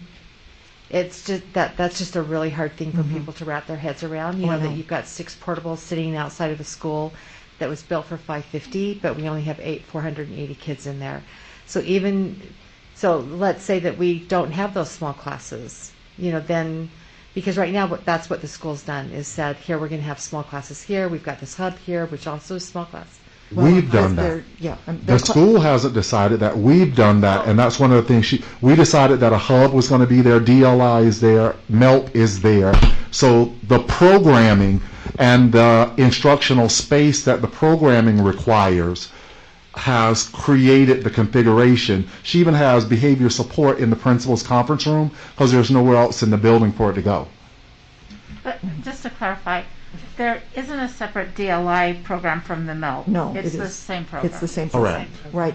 And that's one of the reasons why these enrollments look kind of small, because you can see in our 4th, 5th, and 6th, well, especially 4th and 6th, when students come out of a DLI program after 2nd grade, we can't backfill with another person. So while these classes may look small, The rest of the neighborhood classes are at normal sizes or slightly above. So it's not it wasn't a criticism. I hope you didn't take it like that. I'm just trying to understand. Yeah, no, it is. You know, it's hard yeah. when you've got a school that only has 480 kids in it, and your neighborhood is saying, why do we have 6 portables? Yeah. So when you go back to that previous slide to show exactly, where did you, that one right there, where you can see, you know, the number of kids in each of the grades, correct? Mhm. Is that what it? This is just for the magnet program. Just for the only. magnet program. Just the right. magnet program. But Mhm. still, again, you know, I mean, when you look at that and you say, okay, you know, the largest class is 25. And, you know, so it's, you know, it's a question where people come back and say, okay, why are we supporting classes that small when other schools, it's an equity issue, you know, so. And so but these, yeah, these I are get the it. magnet programs at all 3 Right, of the I schools. get it. Yeah. Okay. So, the other way to go, of course, would be to go up to Northwest, which is our most northern and western school. We have schools there with capacity, and that would be another option for us to think about. We have a couple of additional considerations for this, picking up and moving all grades at one time. Transportation, working around transportation. We do bus all of our students who are not going to homeschool because they have been placed at an ELP program. And then, as was just raised, the fact that this school also has connected to its ELP program a dual language immersion program. And that's a 2-teacher model in most cases, where each grade has a teacher and the students receive half their day in English and half their day in the target language. So we also would need to decide kind of what happens with that DLI program, and where would we take it with the ELP program? Would we put it someplace else so that we have a continued DLI program on the east side? So again, this is a lot of information, and I appreciate you allowing me to bring it to you in a very condensed version so that we can talk about it later. But it's important to begin to ask some of those questions. Thank you. And I'll take some questions about this before I turn it over to Ms. Peck to talk about school-wide cluster grouping. Thank you, Dr. Hall. This is a lot of information for us, so thank you for bringing it to us. Questions, thoughts from board members? Bryce? I don't necessarily have a question, but I have a comment. And just with all the information that's presented, definitely appreciate the thought to equity and access when it comes to our West Side schools. I think that's often forgotten in lots of things that we do, and just was very appreciative of the thought. I definitely think there's more thought and more process that needs to go into this, but I just wanted to thank you for that. Thank you. Thank you, Bryce. Others? Nate? Yeah, thank you, Dr. Hall. And I appreciate, you know, all the work that you put into this, and for letting me bend your ear a little bit about it too before the meeting. I guess like a couple of questions I have, and it might be something down the road for a larger discussion, but I'm wondering if there are alternatives to the COGAT that we might be able to use in our universal testing that are more culturally responsive to students whose English isn't their heritage language. That'd be something I'd be really interested in, because I noticed the cluster is really focused on the east side, and I think that's not necessarily correlated to where the schools are located, but what the testing looks like for students. So I'm wondering if there are alternatives that we could discuss at a later time to make sure that there's even more equity added to this discussion moving forward. And I'm a little concerned about the out of compliance. I know it's not the language that you use, that's just my note relative to the DLI at Emerson and what we might need to do to address that. I don't know if there's any penalties or if we could get dinged for having that relative to the state, but it is something that I'd like to discuss at a future meeting as well. Certainly. Catherine? So thank you for this focus, although I was surprised to see it. I think we've got a lot on our plates right now, and I know you do, so I'm surprised to see this topic come up right now. The District Advisory Council, as some of the board members know this, has asked to consider an ELP on the west side for 5 years. So for precisely the reasons that you're talking about. I think they're really good reasons. I think we should have them. It is a process, and I think the District Advisory Council also acknowledged that it will be a process. I mean, it needs to be a transparent process. Mm-hmm.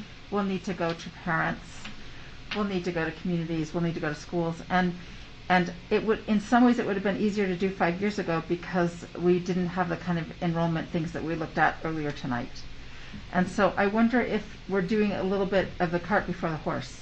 I mean, I wonder if we need to figure out how our elementary schools will be configured. If we have to make any changes before we go ahead with this project. I think we need a good assessment of where the students are from, where the program should be. As someone whose program was moved when my child was in the program, it was very, very difficult. So, and it felt like it wasn't an inclusive process. So I'd really want it to be as inclusive and as structured and with as much shared governance and input as possible. So I guess those are the comments that I would make right now. And like I said, I really feel as though we need to do this and we want equity, but we also need to figure out what our district's going to look like in a couple of years. So I think that's sort of our first priority, is we don't want to move the school and then move it again. And I think that would be the worst of all, or realize we've made a mistake, in as we move it. And I think there's lots of things to think about. Just solely the K through 5 and K through 6 model is something we should think about as a board. Is that a model that's working? Is that a model that's effective in terms of the numbers of students, et cetera? I mean, there's so many complexity things, and I just don't think this is the first. It is a follow-on. It is not the first thing that we look at. I guess what my feedback would be, and I would be interested in hearing other board members' opinions. Thank you, Catherine. Other comments from board members? President Ford, I had one more. If there isn't Let's anybody make else. sure. I think I want to make sure everybody has an opportunity. Nate, sorry. No worries. Okay, go ahead, Nate. Yeah, I guess just to dovetail on what Board Member Kennedy had mentioned, I think it would be a suggestion that I would like to make is that how can or could this discussion be coordinated with our student achievement plan development moving forward, so that we're aligning specific goals relative to how we advance student achievement at all levels. So that'd be something I'd like to explore later on down the road too, if we can. Thank you, Nate. My thoughts on this, I appreciate the work that's gone into this. I do think that my recommendation, my thoughts on this would be to take a pause. Although I do think I would like to look at everything that these board members are rightly talking about, and that this data shows would be necessary. But I want to pause it enough time for us to have that enrollment conversation and look at the whole district strategically in terms of where students are, where those programs need to be in order to align it more holistically. I think if we jumped in and even if we jumped in and spent the time to do the outreach that this would require without the first more comprehensive conversation about enrollment district-wide, that we might be competing with ourselves. And so I don't want this to go away, except I want to put a pause on it for a certain amount of time. That's my thought on it. So I'd love to hear feedback from the rest of the board. Mohammed? Thank you for those information provided. I love the visual aspect of it, which shows like the imbalanced distribution of the program, especially the fact that it's located only in District 5 for K6. It's absolutely. I am a parent. I have my kid in ELP, and throughout the years of seeing my kids there, the diversity, unfortunately, is so not right. Period. I mean, we could.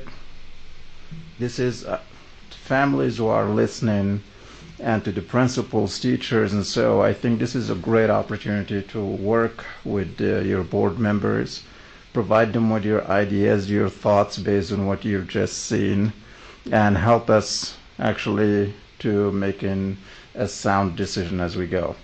I hope that we do not put a long pause on this, because the longer we pause on this, is just going to be dissipating, and we do not want that. I know that everyone here is motivated for a purpose of making sure that is an equitable opportunity for education for people from all walks of life. Salt Lake demographically is changing. It is growing in terms of businesses. We're having more affluent families coming from outside state, California and so. Hence the increase in population in districts of the avenues and up. And so with that, so I just hope that as board members here, we'll be able to reach out to our schools, talk to the principals, just send an email, inquire what they think about this. Because this is a matter that we really need to take action on for a purpose of, for the sake of those who do not have an opportunity to be in the program just because they live far away from it or they do not know about it. Thank you, Mohammed. Any other comments from board members? Jenny?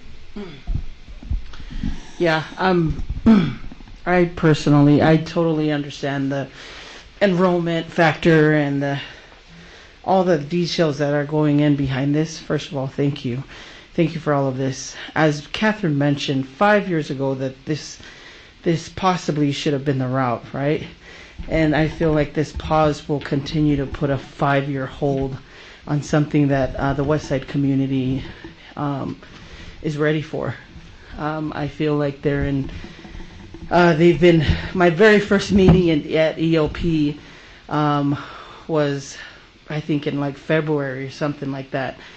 And immediately the standout of the numbers of diversity in there was non-existent. And I think everybody knows what the elephant in the building was, but nobody didn't want to talk about it. And that is this.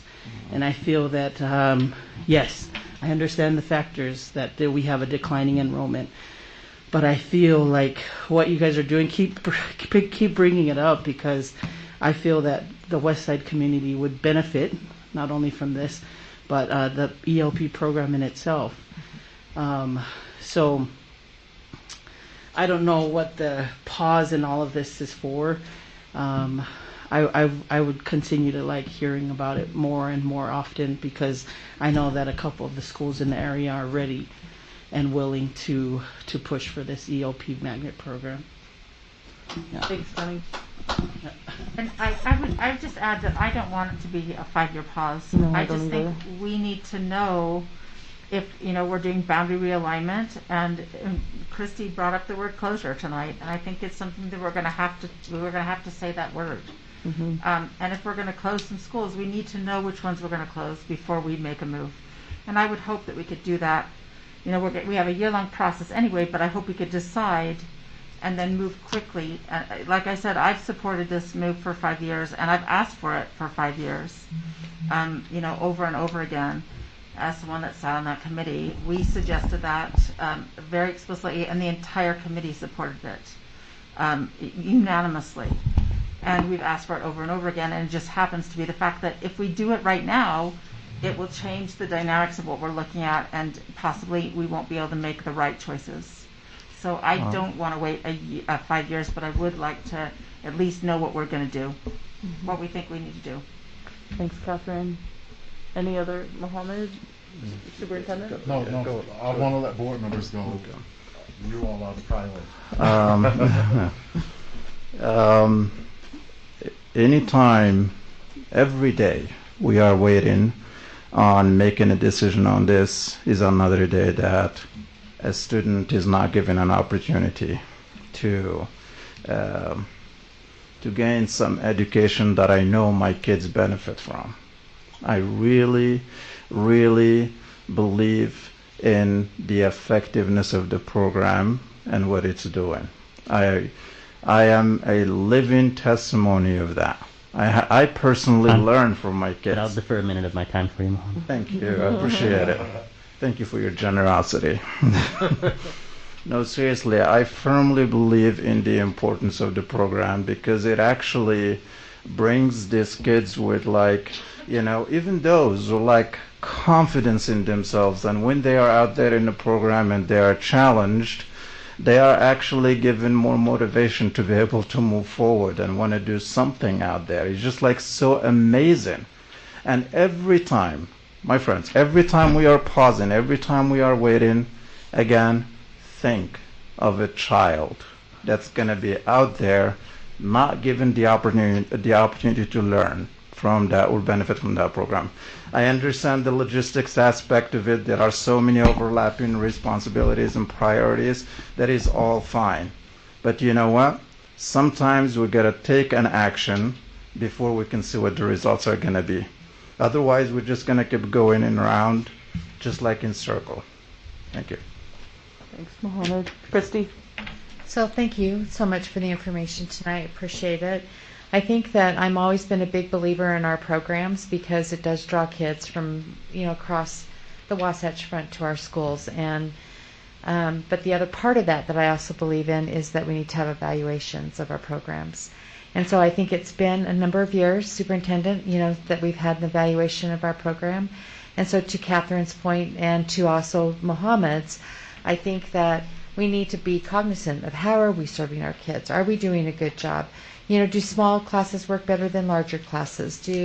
What's the environment of the school? I think that before we move too far into the conversation, that let's get an evaluation, let's get some information that we need in order to help make a decision. So when we say pause, for me it's a pause to let's evaluate, let's maybe have Dr. Hall bring some more information for us, so that we can look at that. But I also think we need to kind of temper and figure out where we're going to put it on our agenda because we've got a lot on our agenda over the next couple of months. So thank you so much. Thanks, Christy. Superintendent? So first, I want to start with excellence and equity. Every student, every classroom, every day. Our district's equity stance, and this is the reason why I asked them to bring it forward, because we've got to start having the conversation. And a pause to me says we stop doing our research, we stop looking into this, we stop doing the work that they've been doing that will allow me to bring a recommendation forward to the board to make a decision. Even if there are going to be boundary changes, the board has the authority to say the school that this program has been moved to would be a school that's not closed and that students would remain in that building.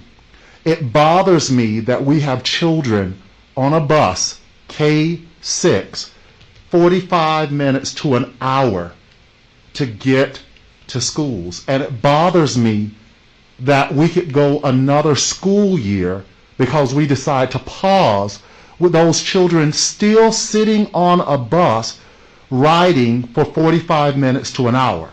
If nothing else, I know that that's not good for children that age to be riding on a bus that long and then be expected to sit and attend to instruction in a classroom and then look forward to that 45 minutes to an hour home after school.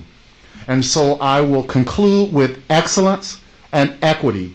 Every student, every classroom, every day. This is an important topic. Our district equity stance says is something that we've got to take on, and we have got to be able to have this conversation. It's been 5 years in the making. Thank you, Superintendent. I just wanted to add to that actually when my kids were going to the EOP, the kids that were riding the bus for 45 minutes were the kids from the avenues.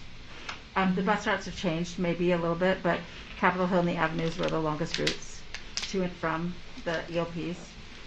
We were some of the farthest away, and it was the least direct routes, and they wound through the rest of the east side. Mm-hmm. So, equity runs in many different ways, and that was the situation at the time. That at the time, the board made the decision to, close Lowell and put the program at Hawthorne, and that made a big difference to my community.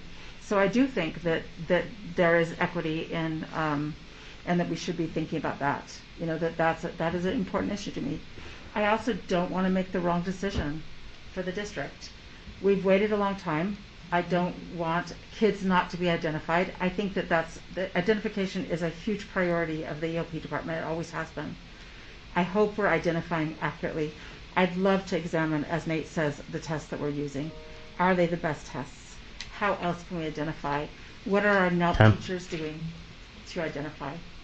But you know, that it is an issue, and remember that it doesn't apply just evenly to the kids in a certain area of the city and not to kids in another area. Thank you, Catherine. Let's go ahead and move to the next. Yes, because wait, there's more. Yes. Thank you. Just because, you know, we have a lot of things on the move right now, and so I'd like to turn this over to Allison Peck to talk about a program that wouldn't be connected to our all-day gifted programs at these 3 schools, but instead would be something that we could look at for any elementary school. Thank you. The ELP office is aware and appreciative of the board's supportive programs for gifted and talented students across the years. I'm here today to talk with you specifically about the NELP program, the Neighborhood ELP program, and to put before the board for study an alternative service model that has the potential to provide more comprehensive and inclusive services to all of our students. Just very quickly, I'd like to give you an overview of our current NELP program and identify some of the limitations to that program, and then present the elements of an alternative model known as the school-wide cluster grouping model, and identify why this would be an advantageous model for our high-ability students. So our current neighborhood program is known as a pull-out program because students leave their classroom to receive their gifted and talented services with the NELP teacher. Currently, our program only identifies students in the 4th through 6th grade, and those students are to meet twice a week with their NELP teacher for up to 3 hours. The GT teachers have flexibility in determining what types of instruction they provide to those students. You can see them listed there. And at this time, our K-3 students in our neighborhood schools are not identified, and any services that are provided to them are very intermittent and based on additional time that NELP teachers have to get into those classrooms and work with them, and access that classroom teachers are giving to the NELP teachers to work with those students. And then finally, our full-time NELP teachers are providing services to 2 schools at this time. So what do we see as limitations to this, to our NELP program? This model has been in place for many years and provided great services for many of our students. Currently, most of our elementary schools are now using master schedules, which is making it very difficult for NELP teachers to get that hour and a half twice a week to provide those services to students. Some of them are meeting that standard. Many of them are falling short. I am aware of many of them that are only getting 45 minutes at a time, and in that 45 minutes, they get the students for 30 minutes. The students go to another pullout or recess, come back for 15 minutes. As you can imagine, that is that's a difficult framework to work with when you're trying to do depth and complexity with students and you have that limited time frame. Also, our primary grade students are not formally identified and are not receiving those consistent services. The first 8 years we know are critical to a child's cognitive development. We have research that tells us if we don't intervene for our high ability students during those first critical years, they actually start to regress to the norm, and we end up with underachieving gifted students who don't recognize or embrace their talents. We also have students that are leaving their classroom during the day to receive services. This becomes problematic. I would like you to remember that not all students' skills or talents are across the board high. So a student might test high in math, and yet they might struggle in reading. What we see that is happening is those students might need to leave their class during reading instruction to go get their NELP services, and they're missing out on that reading instruction, which leads us to ask the question, are we really helping them or are we hindering them in gaining their skills? And then finally, services received in the pull-out program are not standardized and tend to be viewed as extra rather than as part of the actual core curriculum for the students. So understanding those limitations of our current pull-out program, I sat down and tried to identify criteria that I felt I would like to find, or I felt that were essential to an alternative service program that we might look at. And I'd just like to quickly highlight these. Number one, I think it would be critical that we have high-ability students have access to differentiated curriculum across the instructional day. These students do not just have needs twice during the week, and we would want a program that could provide more comprehensive services to them. Second, we need a program that does provide a way to provide services to our primary grade students 1, 2, and 3. Third, an inclusive program that provides extended learning opportunities for all students that desire to interact with curriculum in a more depth way. You've mentioned here that our identification procedures are not perfect. I know from being a teacher, from being an administrator, that there are students that are not identified that yet have the ability to interact with curriculum in a deeper, more meaningful way. And that we would want to see a program that had the ability to bring in more students than just the identified students if they had the desire and the ability to interact with the curriculum in a more rigorous manner. Number 4, a model or skills commonly taught to GT students can be authentically embedded in their instructional day rather than the students leaving the classroom and having this other kind of learning experience not directly related to their classroom. We would want to maintain what we currently have, and that is a structure where high ability students are grouped with other academic peers because we know that's important for them. And then also that any program that we put forth would not require any additional funds that are not already attached to the NELP program at this time. So the school-wide cluster grouping model is a model that does incorporate those 6 desired criteria that I just reviewed for you. I realize that the board has been provided with written information that's more detailed about the cluster model, so I'm just going to briefly go through these elements. First of all, there would be a spring assessment, so that at the very beginning of the school year, the classes are already set up and ready to go. The goal is to identify the top 5% of each grade level for services. This program utilizes local norms for identification rather than setting a district criteria. Each school looks at their own data and sets the criteria for their school. Students that are identified are referred to as the cluster group. It's comprised generally of 4 to 10 students. The cluster group is placed in a mixed ability classroom with a teacher that has a gifted and talented endorsement or is working on one. And then it becomes the responsibility of the classroom teacher to provide the differentiated learning experience for those cluster students, and again, for any other students in the classroom that would be appropriate to pull into that group. And the teacher would utilize the pacing, looking at depth and content and differentiated lesson plans to meet the needs of the students across the instructional day. So that, as you can see, this model places a lot of responsibility on the classroom teacher. We envision creating a very strong support system for those cluster teachers by utilizing the current FTE that's associated with the NELP program and creating positions of gifted specialists for each school. So what that role as a gifted specialist is quite diverse. Some of the tasks that they might be involved in they would still have the opportunity to teach or co-teach occasionally in classrooms, to do some model teaching. They could work with teachers to differentiate the instruction. That is their main purpose, is to help work on that differentiated instruction. They can work with other gifted specialists and content specialists in the district to create curriculum, and that could be shared with schools throughout our district. There's still the opportunity for them to work with students to provide instruction and academic competitions, what students enjoy and benefit from. We view this person as the gifted specialist as a coach who would be able to provide feedback to the cluster teachers, and also that they would be able to provide some school level professional development on gifted and talented education. And finally, that they would work and support the gifted and talented committee at each school would have a gifted and talented committee. The purpose of this is just to give you a quick view of what it would look like. So at a school, you would have one class at each grade level with a gifted and talented endorsed teacher, and in each one of those classes you would place a cluster group of students.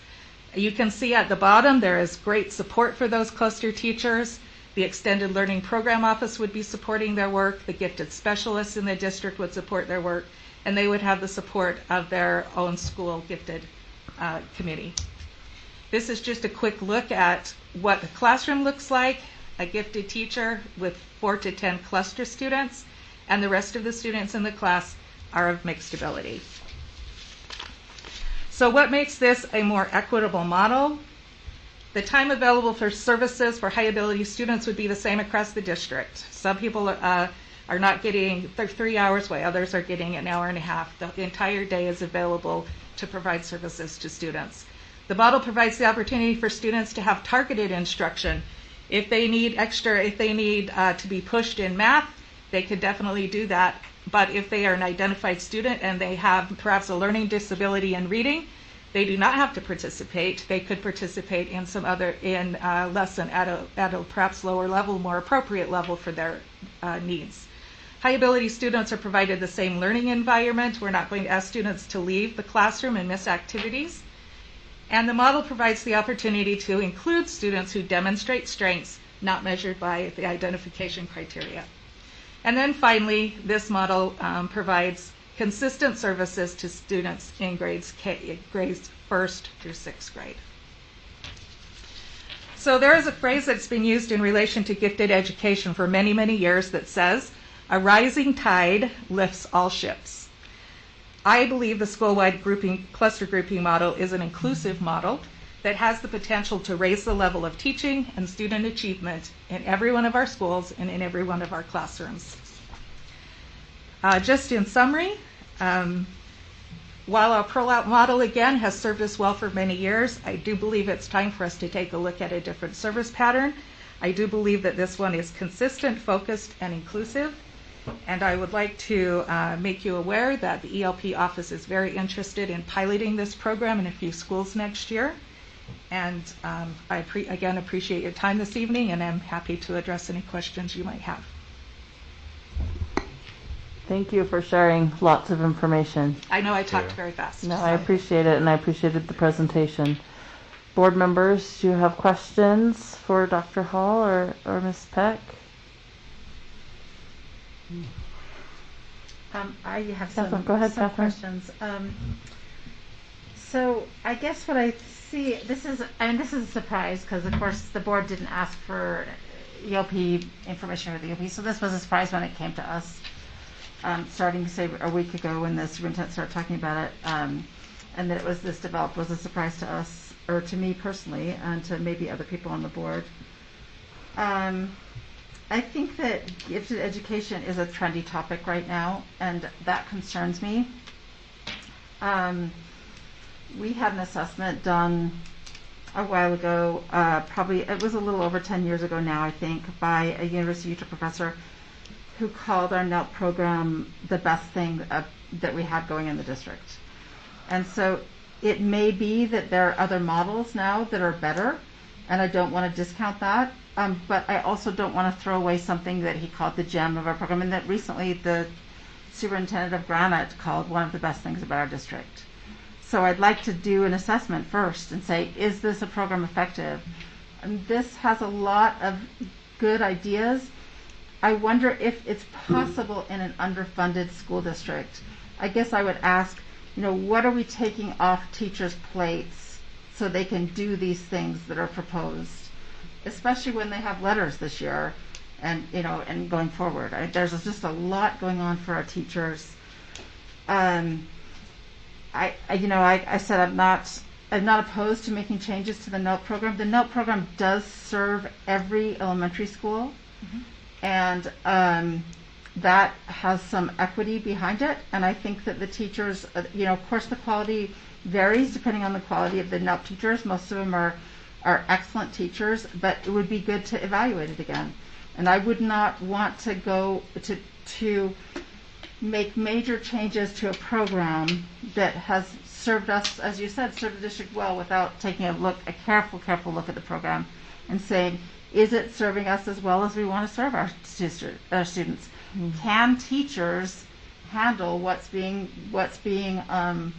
proposed. I think differentiation is very difficult in a underfunded school district with large class sizes. So those are some things that I guess I'd say. I may have a few more comments as I absorb more of this presentation. Thank you, Catherine. Other comments from board members?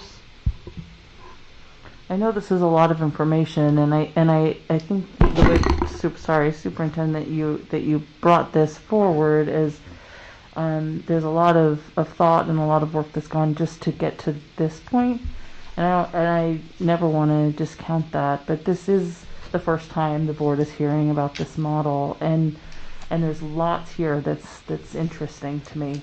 I think there's a lot of work that would need to be done for me to really feel comfortable in making an adjustment. I think, like Catherine has said, the NELT program has served us well, and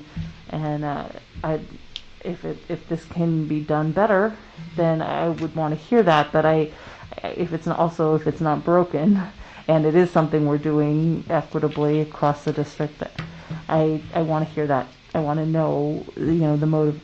The best way forward, which I think right now is that evaluation that Board Member Kennedy's talking about. How are we? How many students are we serving? How are we doing it? I want to hear some specific data that you refer to, Ms. Peck, on the access or scheduling. I want to hear what parents would think about this change. I want to know how teachers would feel about it, because I think I appreciate what's in here and the potential as we support teachers to increase the level for all students. And at the same time, it also potentially adds a lot to a teacher's responsibilities. And so I want to know how teachers would respond to that and how they feel like that could best support their students. So just those are some of the things I'm thinking about as I think about this. But I do appreciate the out kind of way of looking at it. I do appreciate that. Christy? Thank you again for a great summary of this program. Dr. Gadsden, I think this is one of those examples that I had people calling me and asking me about the changes in the ELP program, and I had to say, what are you talking about? I didn't know. And so, I appreciate, the information tonight, because then I can go back now, to my parents and say, and I also encourage them to listen tonight, to see what was on the docket. But I think that for me, one of the things I would ask for is when we do, changes like this, I would want us to make sure that we're built into our shared governance processes, because I haven't seen that yet. And so this seems like a great summary that you're giving us. These are some options that we'd like to look at, but I think we have parents that are all over the board. Some of them think, at least these are the what I'm hearing is the NELT program is really good for my kids because they didn't test in, or else the NELT program, if you turn it into some type of an honors program, with the cluster. I mean, there's just a lot of information, or a lot of maybe say misinformation and information out there. So that's why I think the shared governance part with those stakeholders, with the parents in those areas, whether we want to do them in the, because the pullouts are all in our elementaries, right? And so you would want to have those meetings in all of our elementaries where you're thinking of changing the NELP piece. So I would just encourage us, to make sure that the shared governance process is in place before we make any decisions, and make sure our stakeholders feel like they're really well involved with whatever changes, might come down the pike around all this information tonight. That would help me when people call me, to be able to say, this is what, is going to happen, and yes, you'll have an opportunity to voice your concerns or your support, either way. Other comments? Mohammed? And I think this is going to be a really good thing to bring out at the town hall meetings. Yeah. Oh, yeah. That's when families and people are going to be there. So probably having some handout, just like a visual diagram that would explain, in one page, what's the program and what we're looking for. So. Although I think that we should be talking about what we're thinking about, but I just want to see an assessment of the program to see, is it working? Is this program effective? I know that some teachers that I talk to that are not teachers are serving 15 to 20% or 10, at least 10 to 15% of the school population in grades 4 through 6, and some of them go down to 3rd grade. I think Bonneville actually may be at 20% of, serving 20% of the students. So I know that they're serving a fairly big amount of the school population. I strongly believe that the best school districts spend more money. I'll yield some of my time. Thank you. The best school districts spend the most money on lower performing students that need help. I really believe that in my heart. But I also believe that the best school districts don't leave students that need additional opportunities behind. And that's what I'm worried about. I don't want this school district to leave students behind because all of a sudden we decide that this model that's working well and always could be improved. I'm not saying there isn't room for improvement, but that we need to serve those kids too. We need to serve all of our kids and the best ways we can. And while I certainly support spending more resources on lower performing students, I think we have to serve our other kids too. And I just don't want to get rid of a program that's doing good things. So I don't want to tell parents, hey, we've made up our mind, this is where we're going during those meetings. I want to say we're assessing, we're figuring out what works and what doesn't work. We want to be transparent. I think that the points that were brought up that Melissa and Christy mentioned about shared governance and community involvement are really important. And actually, I think maybe we all need to review shared governance. I know I could use a review, but maybe at our retreat with the cabinet, because we've got lots of new cabinet members, and we should invite other people that are new to the district office too, that we should go over shared governance. Maybe we should have someone from SLEA go over shared governance and what it means. I think that we've got a lot of new board members, got a lot of new people in the district, and that we should really review the specifics around shared governance. I think that would be really useful, because I think that's a really important point that both of you brought up, and I thank you. Thank you, Chris. Thank you, Catherine. Superintendent. So, President Ford, this is exactly why we wanted to bring this to a study session, to get the conversation started and to get direction from the board. As you heard Dr. Hall saying, it wouldn't be about getting rid of MELP. It was consideration to pilot in a couple of schools, so we have an alternate program going on that we're also able to assess without touching NELP, until we know how that program would actually work and serve our students. And so allowing us to pilot the program would allow us to see how that alternative would work in a small number of schools without disrupting the others. Also, we would never venture to start having conversations with parents and going through a shared governance process without the board being okay with that, and the board first knowing and giving some direction that it's okay for us to do that. So again, that's why this was brought tonight, to get the board to talking. It was never intended to get the board to take action immediately. As I started and said, it's a big topic and it's going to take multiple conversations, but we needed to know that it was okay for us to continue to engage the board in the conversation. And we would not know that if we had not brought this forward tonight to hear your deliberation and hear your suggestions on how we're able to move forward. Thank you. Yeah, I think that's great. Nate?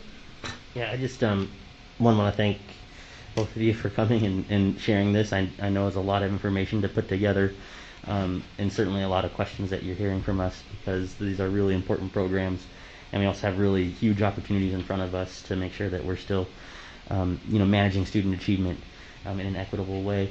And I really just want to summarize some of the direction that I'd like to give, if that's okay. I know I'm only one individual board member, but just to bring back up alternatives to assessment in the universal screenings that we're doing relative to how students test into these programs. I think it's really, really important that we look at other alternatives that are more culturally responsive to not only English language heritage speakers. I think that's just a critical thing in creating some of the equity that I know we've all talked about is really important. Definitely addressing some of the discrepancies that we have with the state over at Emerson with that DLA program, the student achievement plan coordination, and then I would love to, to your portion of the presentation, Dr. Hall, have some more in-depth discussions about the Glendale and Northwest models and suggestions and what the potentials, what that looks like, what the feedback is from existing ELP school communities and parents, and what that would look like at the Northwest and Glendale administrative and school communities and parent communities there as well. I think it'd be really good to tie all of those things together, all while making sure that we're holding true to our values of shared governance here in the district. So those are the points that I would like to leave you all with. Catherine. Nate, thank you so much for bringing that up, Nate. I really appreciate it, because we've been talking about elementary specifically, and one thing that also is happening is that there's a proposal to cancel NELP in all the middle schools where it currently is, and that would be Hillside and Clayton. And so I think we also need to, I don't know that stakeholders have been brought into that plan. And I don't know that even board members have brought into that plan, that they didn't know about that either. And so I tried to let board members know just in the last couple days. And I think that it's really important that we talk about this in a really transparent way, that board members, that stakeholders, that teachers all know about this. And I especially emphasized at the last the last district advisory council, Nate, that we need a plan that includes Glendale and Northwest. If we're taking out NELP, NELP is the program that serves Glendale, and we need to think about how we're serving Northwest. And if NELP is the program that we're using to serve Glendale, how does that affect that community? Because they don't, unlike Clayton and Hillside, they don't have a MELP. And I think that's really, thank you so much for bringing that up. I really appreciate it, because I would also like to say that I think we need to really examine that and ask, why, and are these levels serving our kids, and if not, what are we seeing that's changed, and or just how are they not serving in an effective way? Are NELP programs being removed from middle schools? So this is not a topic that's on the agenda. I would be glad to come back and talk about some of the information that we're receiving from principals about that. Okay. Is that a What we could say decision? is everything that we've considered is about expanding access for students without additional costs to the district, but opening up the opportunities for students who might be sitting there and don't know they have this potential. Right.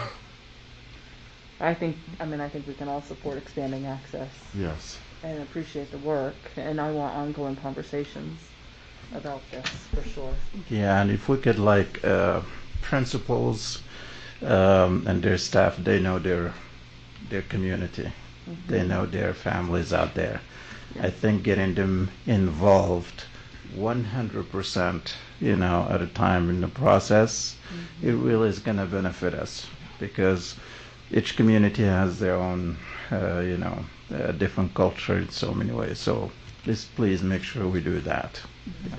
And let's just continue to have ongoing conversations and study this. Thank you. Right, and just to say finally that these discussions should not be happening without coming to the board for discussion. Yep. We do like the idea of expanded access. I think every person here agrees with that. But these kinds of decisions do need to come here. They do need to be discussed. They do need to be transparent. They can't be made in back offices without the knowledge of the board and without the knowledge of the community and the teachers. It's not okay. It's against transparency, against shared governance, against all those things. So thank you for bringing this to the board. I'd like to know where that might be coming from, because it was something that was shared at the district advisory, but no decisions have been made. These are ideas that we've been kicking around and a part of the board advisory.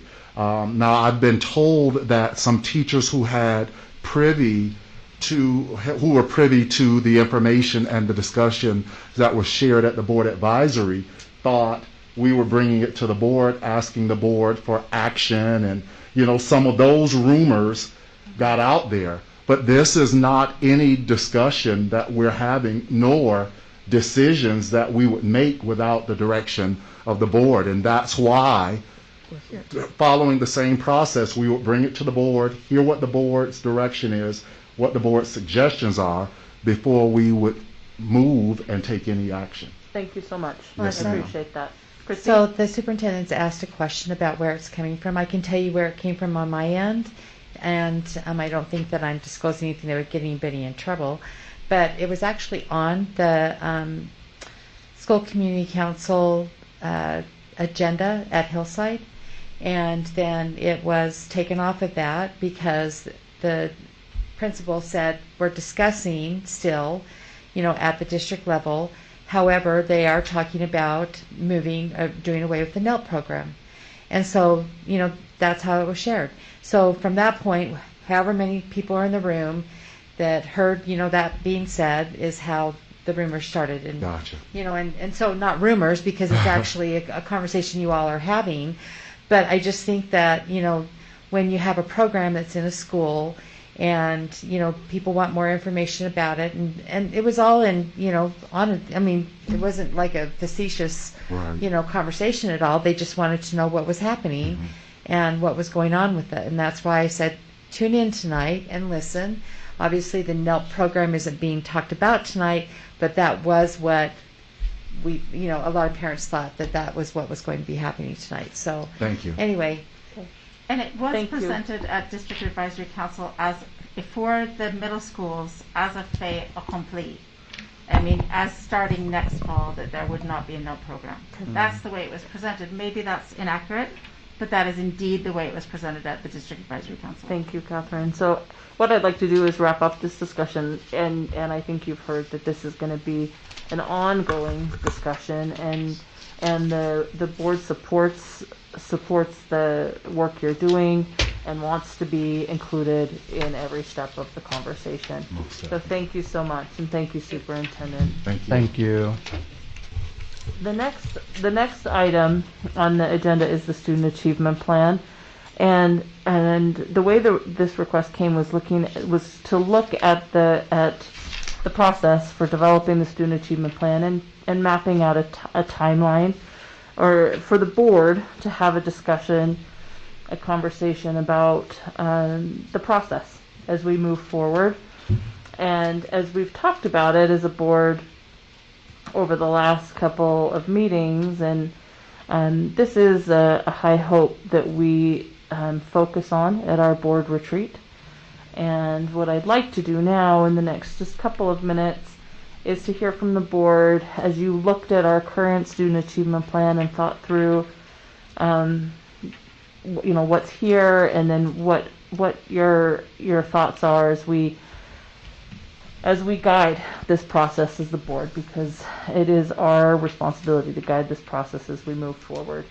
So I would be happy to take feedback from the board on the student achievement plan, and I want to make sure, Bryce and Christy, that you have an opportunity to weigh in on this, as this was a topic that you were hoping to have on this agenda. Board members? I'm happy to talk about it for a Thank few you, minutes. Christy. Thank you, Christy. So the reason that the request was made is I think that it's just a time crunch right now. Feeling like, we're in a little bit of a time crunch. We did extend it for a year, with, that was the vote of the board, that we would do that for a year. But I think that having an outline of what that looks like, and talking about a format would be really helpful.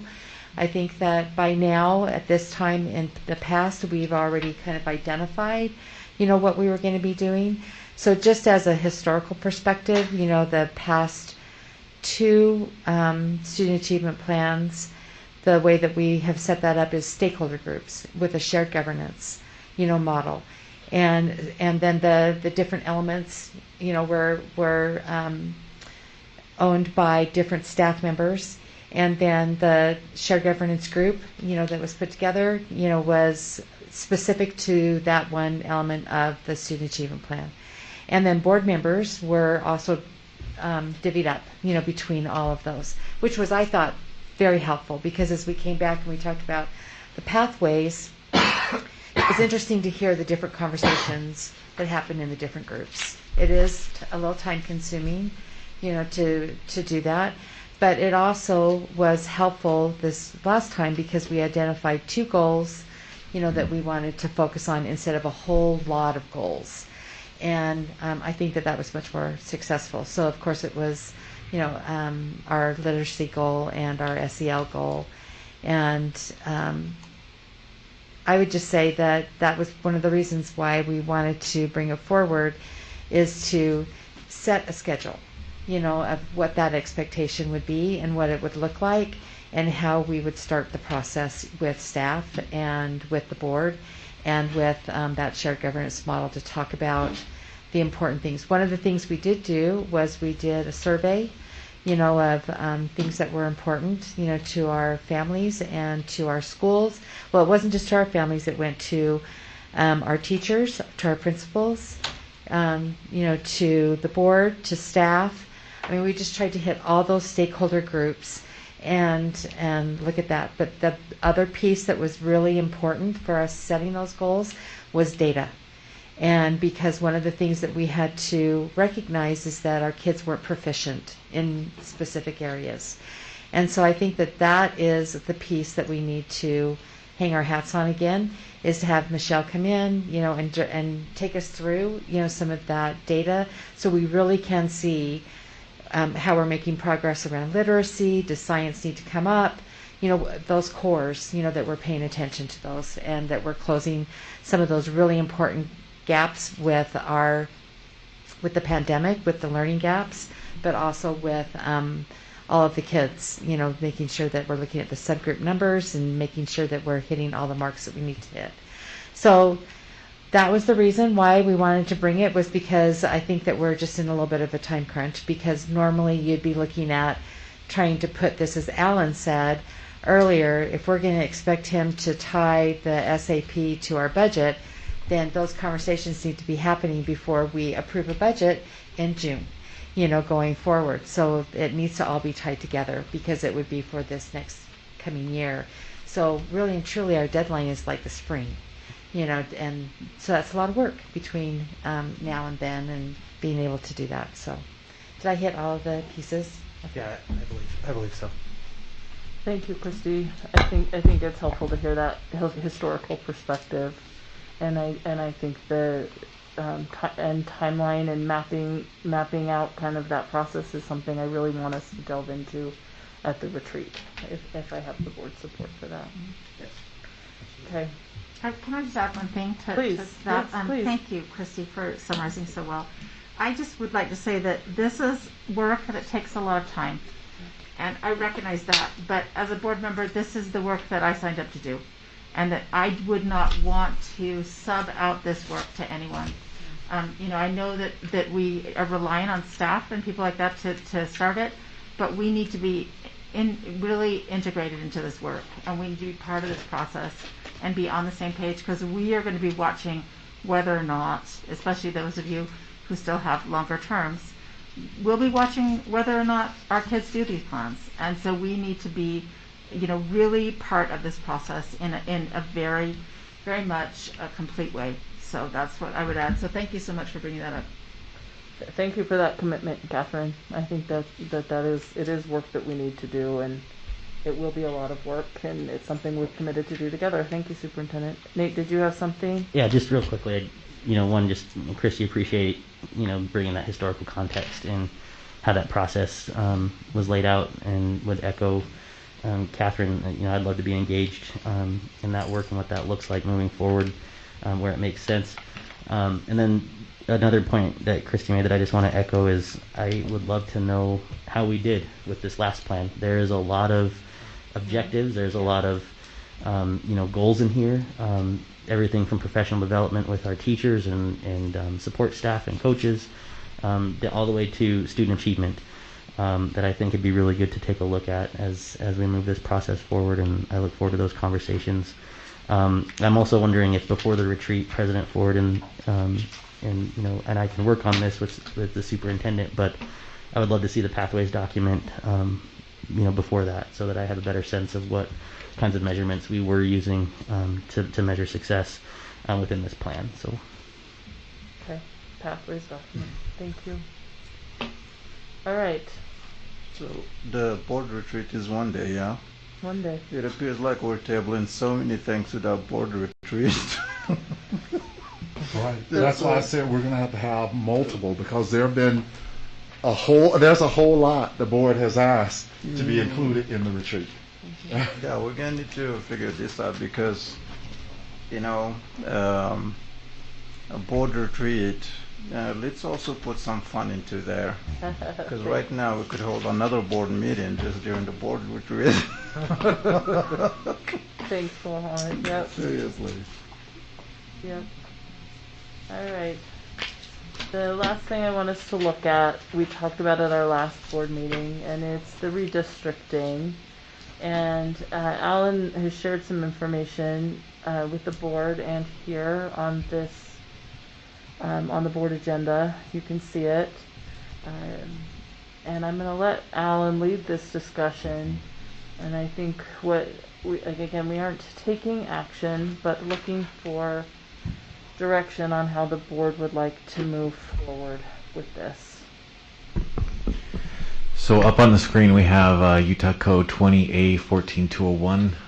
That first paragraph states the county legislative body for local school districts whose boundaries encompass more than a single municipality, and this is the people that are in charge of redistricting. So that first sentence applies to us now because our boundaries do encompass more than a single municipality. So as things stand right now, the County Redistricting Commission is the body that's in charge of our redistricting. As we've reached out to both the city and the county to kind of get some ideas of what's a timeline here, there's no. I thought it would be an easy question. It says yes, we need your information by November 1st or whatever. But there is no hard and fast date. But I think it's one of those that they would like. So what the county would like us to do is, as a board, develop a recommendation for our precinct maps and present that to their redistricting commission sooner than later. So and they've stressed what your goal should be is balancing population and registered voters. We do have in the exhibit the information of our precincts. This first one is registered voters. That orange line is the average. As you can see, precinct 1 and 2 are below the average as far as balancing registered voters. All other precincts are either slightly above or more than slightly above the average. And if we look at our population,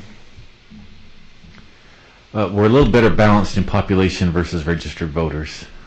Again, that precinct 2 is a little bit low, precinct 4 a little high, but there's not a huge swing in the population of the precincts. So as we look at, what would we do to balance, we need to look at these graphs to see, well, where are we out of balance and what would it take to balance some of those areas better. So what we need to do as a board is come up with a plan of how do we develop our maps or our recommendations that we can then present to the County Redistricting Commission. They meet each Thursday. Yandri Chatwin of our district she volunteers her time and sits on that commission. So she keeps asking me, when are you going to come? When are you going to come? I'm like, well, we have to develop a recommendation before we can present a recommendation. So what we're really looking for is what process. I mean, I don't know that any of us have been through this, maybe Christy 10 years ago. What process do we go through to develop those recommendations? Sam does say he has mapping software, so you can draw stuff around and it helps you figure out where population would lie. But I don't know that mapping software has registered voters, does it? You can add it? So it sounds like we have the technology, we just need the process. A question. So for the, it looks like you said precinct 1 and 2 have lower registered voters. Do we have any other information about like voters or, I mean, people who are not ready yet to be, who are not yet able to? This is all the information. This is the information we This have. is It's what they registered have. voters and population. So they do not give us any other information in terms of. We could dig more deeply, but I think we need to develop the process first. And how does the board go forward and come up with a recommendation of what any adjustments to the precincts would look like? I have a question. Okay, Catherine and Christy. My question is, do we rely, I mean, there's a fairly big discrepancy in, at least, I'm looking at evening out probably with Bryce is my guess. And there's a big discrepancy between the registered voters and the population. So is there one thing that we lean towards? I mean, do we lean towards, because it will make a difference to how we do that. I mean, I don't think it's going to be hard, but it just make a difference. How do we balance those two in terms of what, where the red line is? The red line, do we really want the red line to be for registered voters, or do we want it to be for population?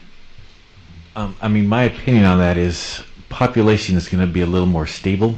Registered voters are going to change as kids turn 18 and register to vote.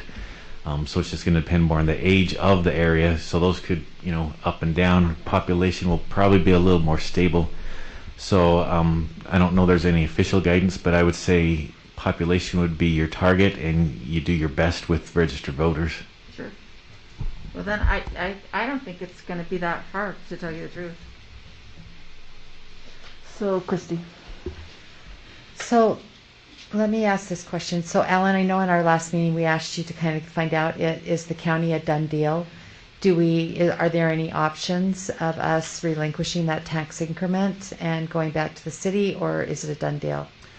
Well, the option would be we have to redo the district boundaries, and I believe that's a long, drawn-out process. So my recommendation is we go with the county. I mean, they're asking for our recommendation. I mean, they're not forcing a hand. But the option still is redo the district boundaries and carve out that piece of Mill Creek. I just don't know that there's time to go through that process and meet, whether it's the city or the county's timelines, to get them our recommendation for our precinct boundaries. Right. So I don't think that there is a blame anywhere at all. I think that the city didn't provide information to us in a timely manner. So maybe that's where the blame lies, because I think that if I would have had the information, that it wasn't going to impact how this board redistricts, whether with the county or with the city, I would not have voted to keep the Mill Creek tax increment. And now, by us doing this, I just think it's important that we know that we are now tying the hands of future board members when another census comes up and how this is done, because now we're locked in if that's what we're going to do, is to the county. And so I would just suggest that now, because this is an important piece of our districts, of our precincts, and I'm going to just talk a little bit about, and I'm sorry this might take a little bit, because this is such an important piece. I'm going to talk about Alma Ulave's voting precinct, and he won by 1 vote. And it makes a difference how we balance these precincts. You can look at population, but you need to also look at the voting precinct. How many voters are in that precinct. That makes a difference. And I just feel like our relationship with the city and our boundaries being lined up has been so important. So it's a little sad for me to think that now we're going to relinquish this, to the county, and it just goes, as it is. That's just what the county looks like. It's unfortunate that the county, the trust that, the relationship we have with them is nil. We don't have a relationship with them. We have a relationship with our counterparts who now will be able to redistrict their own districts, and we won't. So even though they're saying turn stuff in, it'll be great, we'll take your recommendation, that's now. And it's just one of those things where I just feel like we're tying the hands to a future board. But it is what it is. It looks like, this is what is being presented. And I would just say let's just be really careful because one vote makes a difference. Yeah. And we Well, need to and make the sure same there's a thing balance. happened for Tiffany and With Amanda. Tiffany and Amanda, exactly. Yeah. For I mean, it was one. the same district, Same thing. right? No. It was it was District It's 1 it's and District 1 2? and District 2. Yeah, so that is a big deal. So if I understand it correctly, the county now are the ones who are, and we are in this because of Mill Creek. Okay, so is there like some legal ramification legal action we can take from our side here? No, because Alan's saying the only thing we can do is what the proposal, which I think you looked into, is what is that? You have to basically do what the city did, which was say we're going to move our city boundaries, and we would have to move our district boundaries out of there, and then we wouldn't have that tax increment. And you're right, it probably is a little bit more time than what we thought. It's just unfortunate that this is the situation that we're in. And it's not that, well, I don't know how I feel. I mean, someone needs to put a calendar reminder in. Yes. That in, 2028, we need to think about whether we want to redo those boundaries. I mean, I really, that's what we need to do. Some young person out there needs to have that reminder in 2028, or some board member that's going to be on for a long time. Bryce, Jenny, looking at you, Mohammed, that Nate, that you need a counter reminder in 2028. That seems like what we need to do, and evaluate whether it's worth it and whether we want to have that or not. So it is too late for us to do anything about that. Basically, we just move along, or do Well, we still, what the county is asking is for the school board to present to them our recommendation of any boundary changes to the districts. But they will still have to make the final decision. Is that what I understand? Yes. Otherwise, it would be the city. So it's still not the Board of Education that makes the final decision. It would have been the city if we didn't cross cities. Now that we cross between two different cities, it's the county. Okay, this is really perplexing. Yeah, so I don't understand. I mean, I'm not gonna give a pass here to Mill Creek. I don't care if they know or they did not know about this. I mean, this is not fair to our district. This is not fair to our communities. It is true because we do not have any relationship with with the county officials here. No, seriously, do you guys see where we are here? I mean, this is not something that we should just sit down here and we just okay, we go ahead and move on. It has happened. Is everyone with me here on this page, or?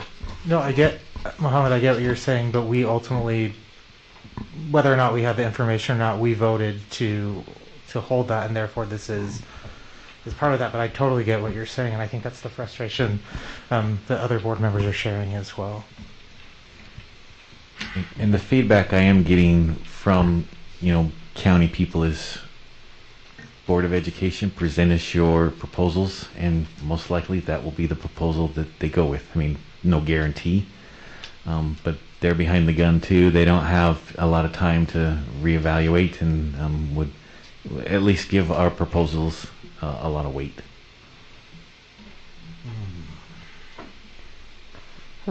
So process, could we meet together as small groups of the board to put together the plans with Sam's mapping software and Alan, and in groups of 3 and kind of match those up maybe by where the precincts line up, to go through and in small groups come up with that plan that then we can present to the council. Nate? I would support that, and I know we're looking at 2 very specific data pieces here relative to population and then registered voters, but I'd also like our district, or our board, to consider the district population of students, and knowing that the majority of our students are living on the west side of Salt Lake. I know that was probably a point of discussion, Christy, 10 years ago. over half of our student population was on the west side, and I think we need to take that into consideration as well relative to representation, knowing that there's 5 board seats that represent the east side of Salt Lake, but only 2 that represent the west side, and I think that's something that we should consider in those small group discussions. Sure. And can we get those numbers about where students are living right now? I mean, we have them in the report that we saw tonight, but if we could get, I don't know how easy it is to get a map of where they are. Is that hard or easy? That would be very helpful. I think Nate's right. Yeah, and we'll try and get that information out prior. I mean, we'll want to get these group meetings going as soon as possible, but we'll get that information out so you have it ahead of time before the small group meetings. Good. Yeah. And that should be public information, right? So we should attach it to a later report or later board agenda or something. Thank you. Okay. All right. Thank you, board members, for the conversation tonight and on all these study topics. We'll now move to board member reports if needed. Anybody want to make a report, Christy? So, I'm glad that we're back into the swing of being able to go to our SCC meetings. I always learn a lot and appreciate the effort that's going on with those.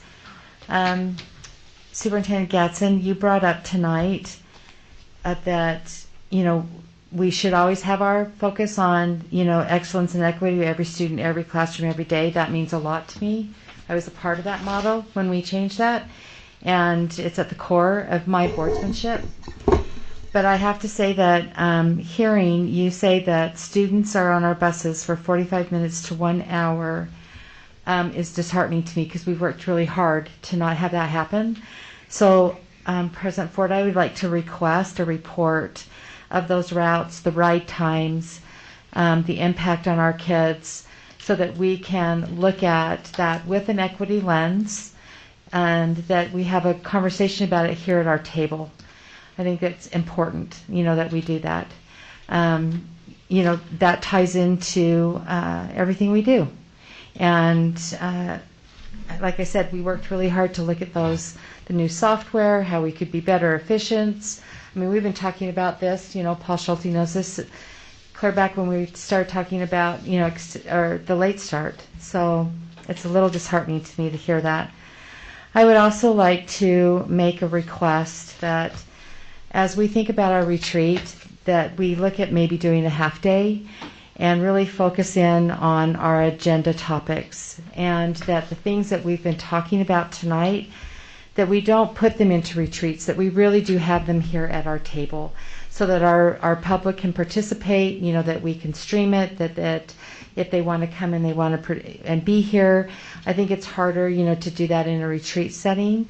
So if we could possibly look at just, that's fine doing the team building that you want to do at the first part of it, but to look at maybe being done at 1 o'clock and really focusing in on the work that we want to do, which is to identify topics for our agenda and be able to have that conversation together, and then identify what ones that we really want to put into the study sessions, and have those broader conversations about. Because I think that Superintendent Gadsden, you're right, there's no way that we would be able to have, 20 retreats and try and do that. I think that's not in a very, although I appreciate that, it's not in a very transparent way for me. I would rather it be here at our table, and we could really, dig into those conversations that we need to have. Outside of that, I think that I appreciate, thank you to Alan for reminding us about our upcoming conferences. So thank you, for doing that. And I hope that Catherine and I had a great meeting with USBA, and the conference that's going to be in January is going to be really good, starting on Thursday. So I think it's, thank you for the reminder. Yeah, thank you. And please do put that on your calendar right now and make sure to try to plan to attend. We had some friendly, I guess it was sort of a friendly criticism from another school board that talked about that even though it's in our district, sometimes our our members don't attend as much as some of the others, and did we need to stay overnight at the hotel as well? And would that help us get there? And I don't think we want to do that. We don't want to spend that money, but I do think that it was a good reminder that we are seen when we're not there, that we're noticed when we're not there. So please do schedule that out. And I know that people have different competing things, and that people have work schedules that are really hard to miss. I do recognize that, but if you can make it, please do. Can I go on? Are you done? Yeah. Oh yeah. I would love to support our student board member Garcia, but I also would like a student board member here because I missed that voice.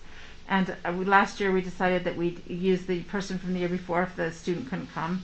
So I'd love to see if Ms. Garcia can't come, I'd love to have Ms. Oman come back. Okay, and I thank you for that, Catherine. I don't mean to interrupt you, but I will update you that I had an opportunity to meet with Yadira, and given her own personal circumstances, she is going to attend the first board meeting of every month. Okay. And I think if we want to, we could invite our previous board member to come to the other meetings. I'll just ask them to coordinate. Just want to do, like we've talked about, support Yadira in her role. Absolutely, I agree completely, and I appreciate your following up on that, President Ford.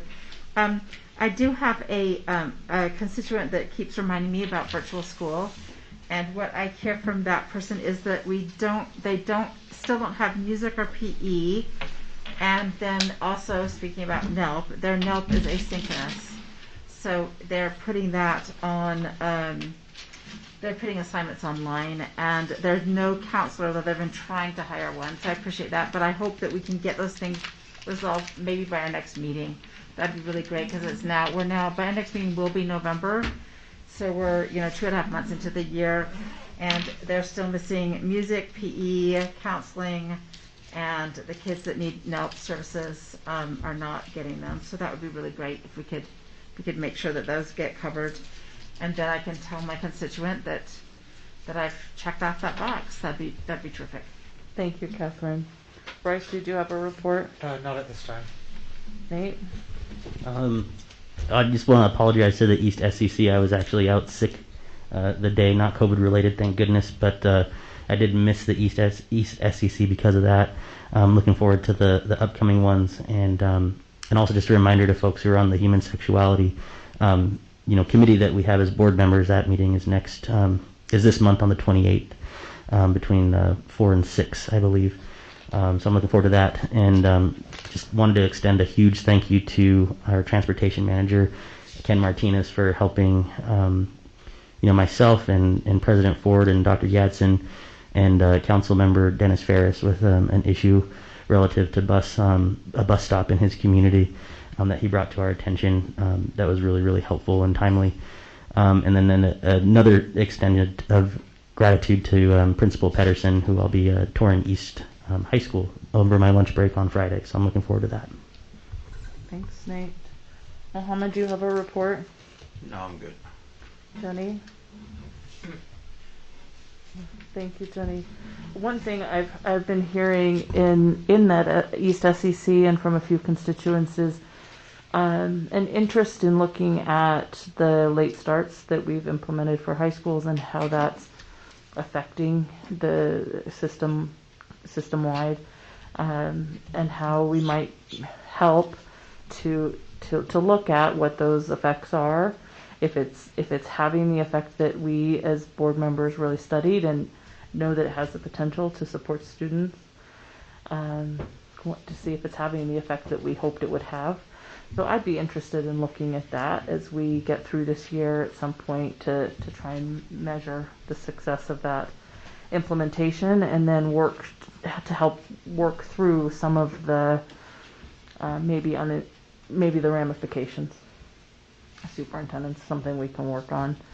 I really want to thank the board for engaging in the conversations tonight, and for the nod, Christy, as you mentioned, to doing them transparently at this table. It does take time, it's work, but I appreciate it. And as superintendent, really want to honor your willingness to have these conversations publicly and transparently, and with the board, and make sure that we are together as we plan for for the future. So thank you everyone for your engagement. And Superintendent, I want to turn the time to you for your thoughts, for your updates. I have no report. Oh, well, there you go. Thank you everyone for being here tonight, for engaging in this conversation, and we will see you in a couple of weeks. The meeting's adjourned.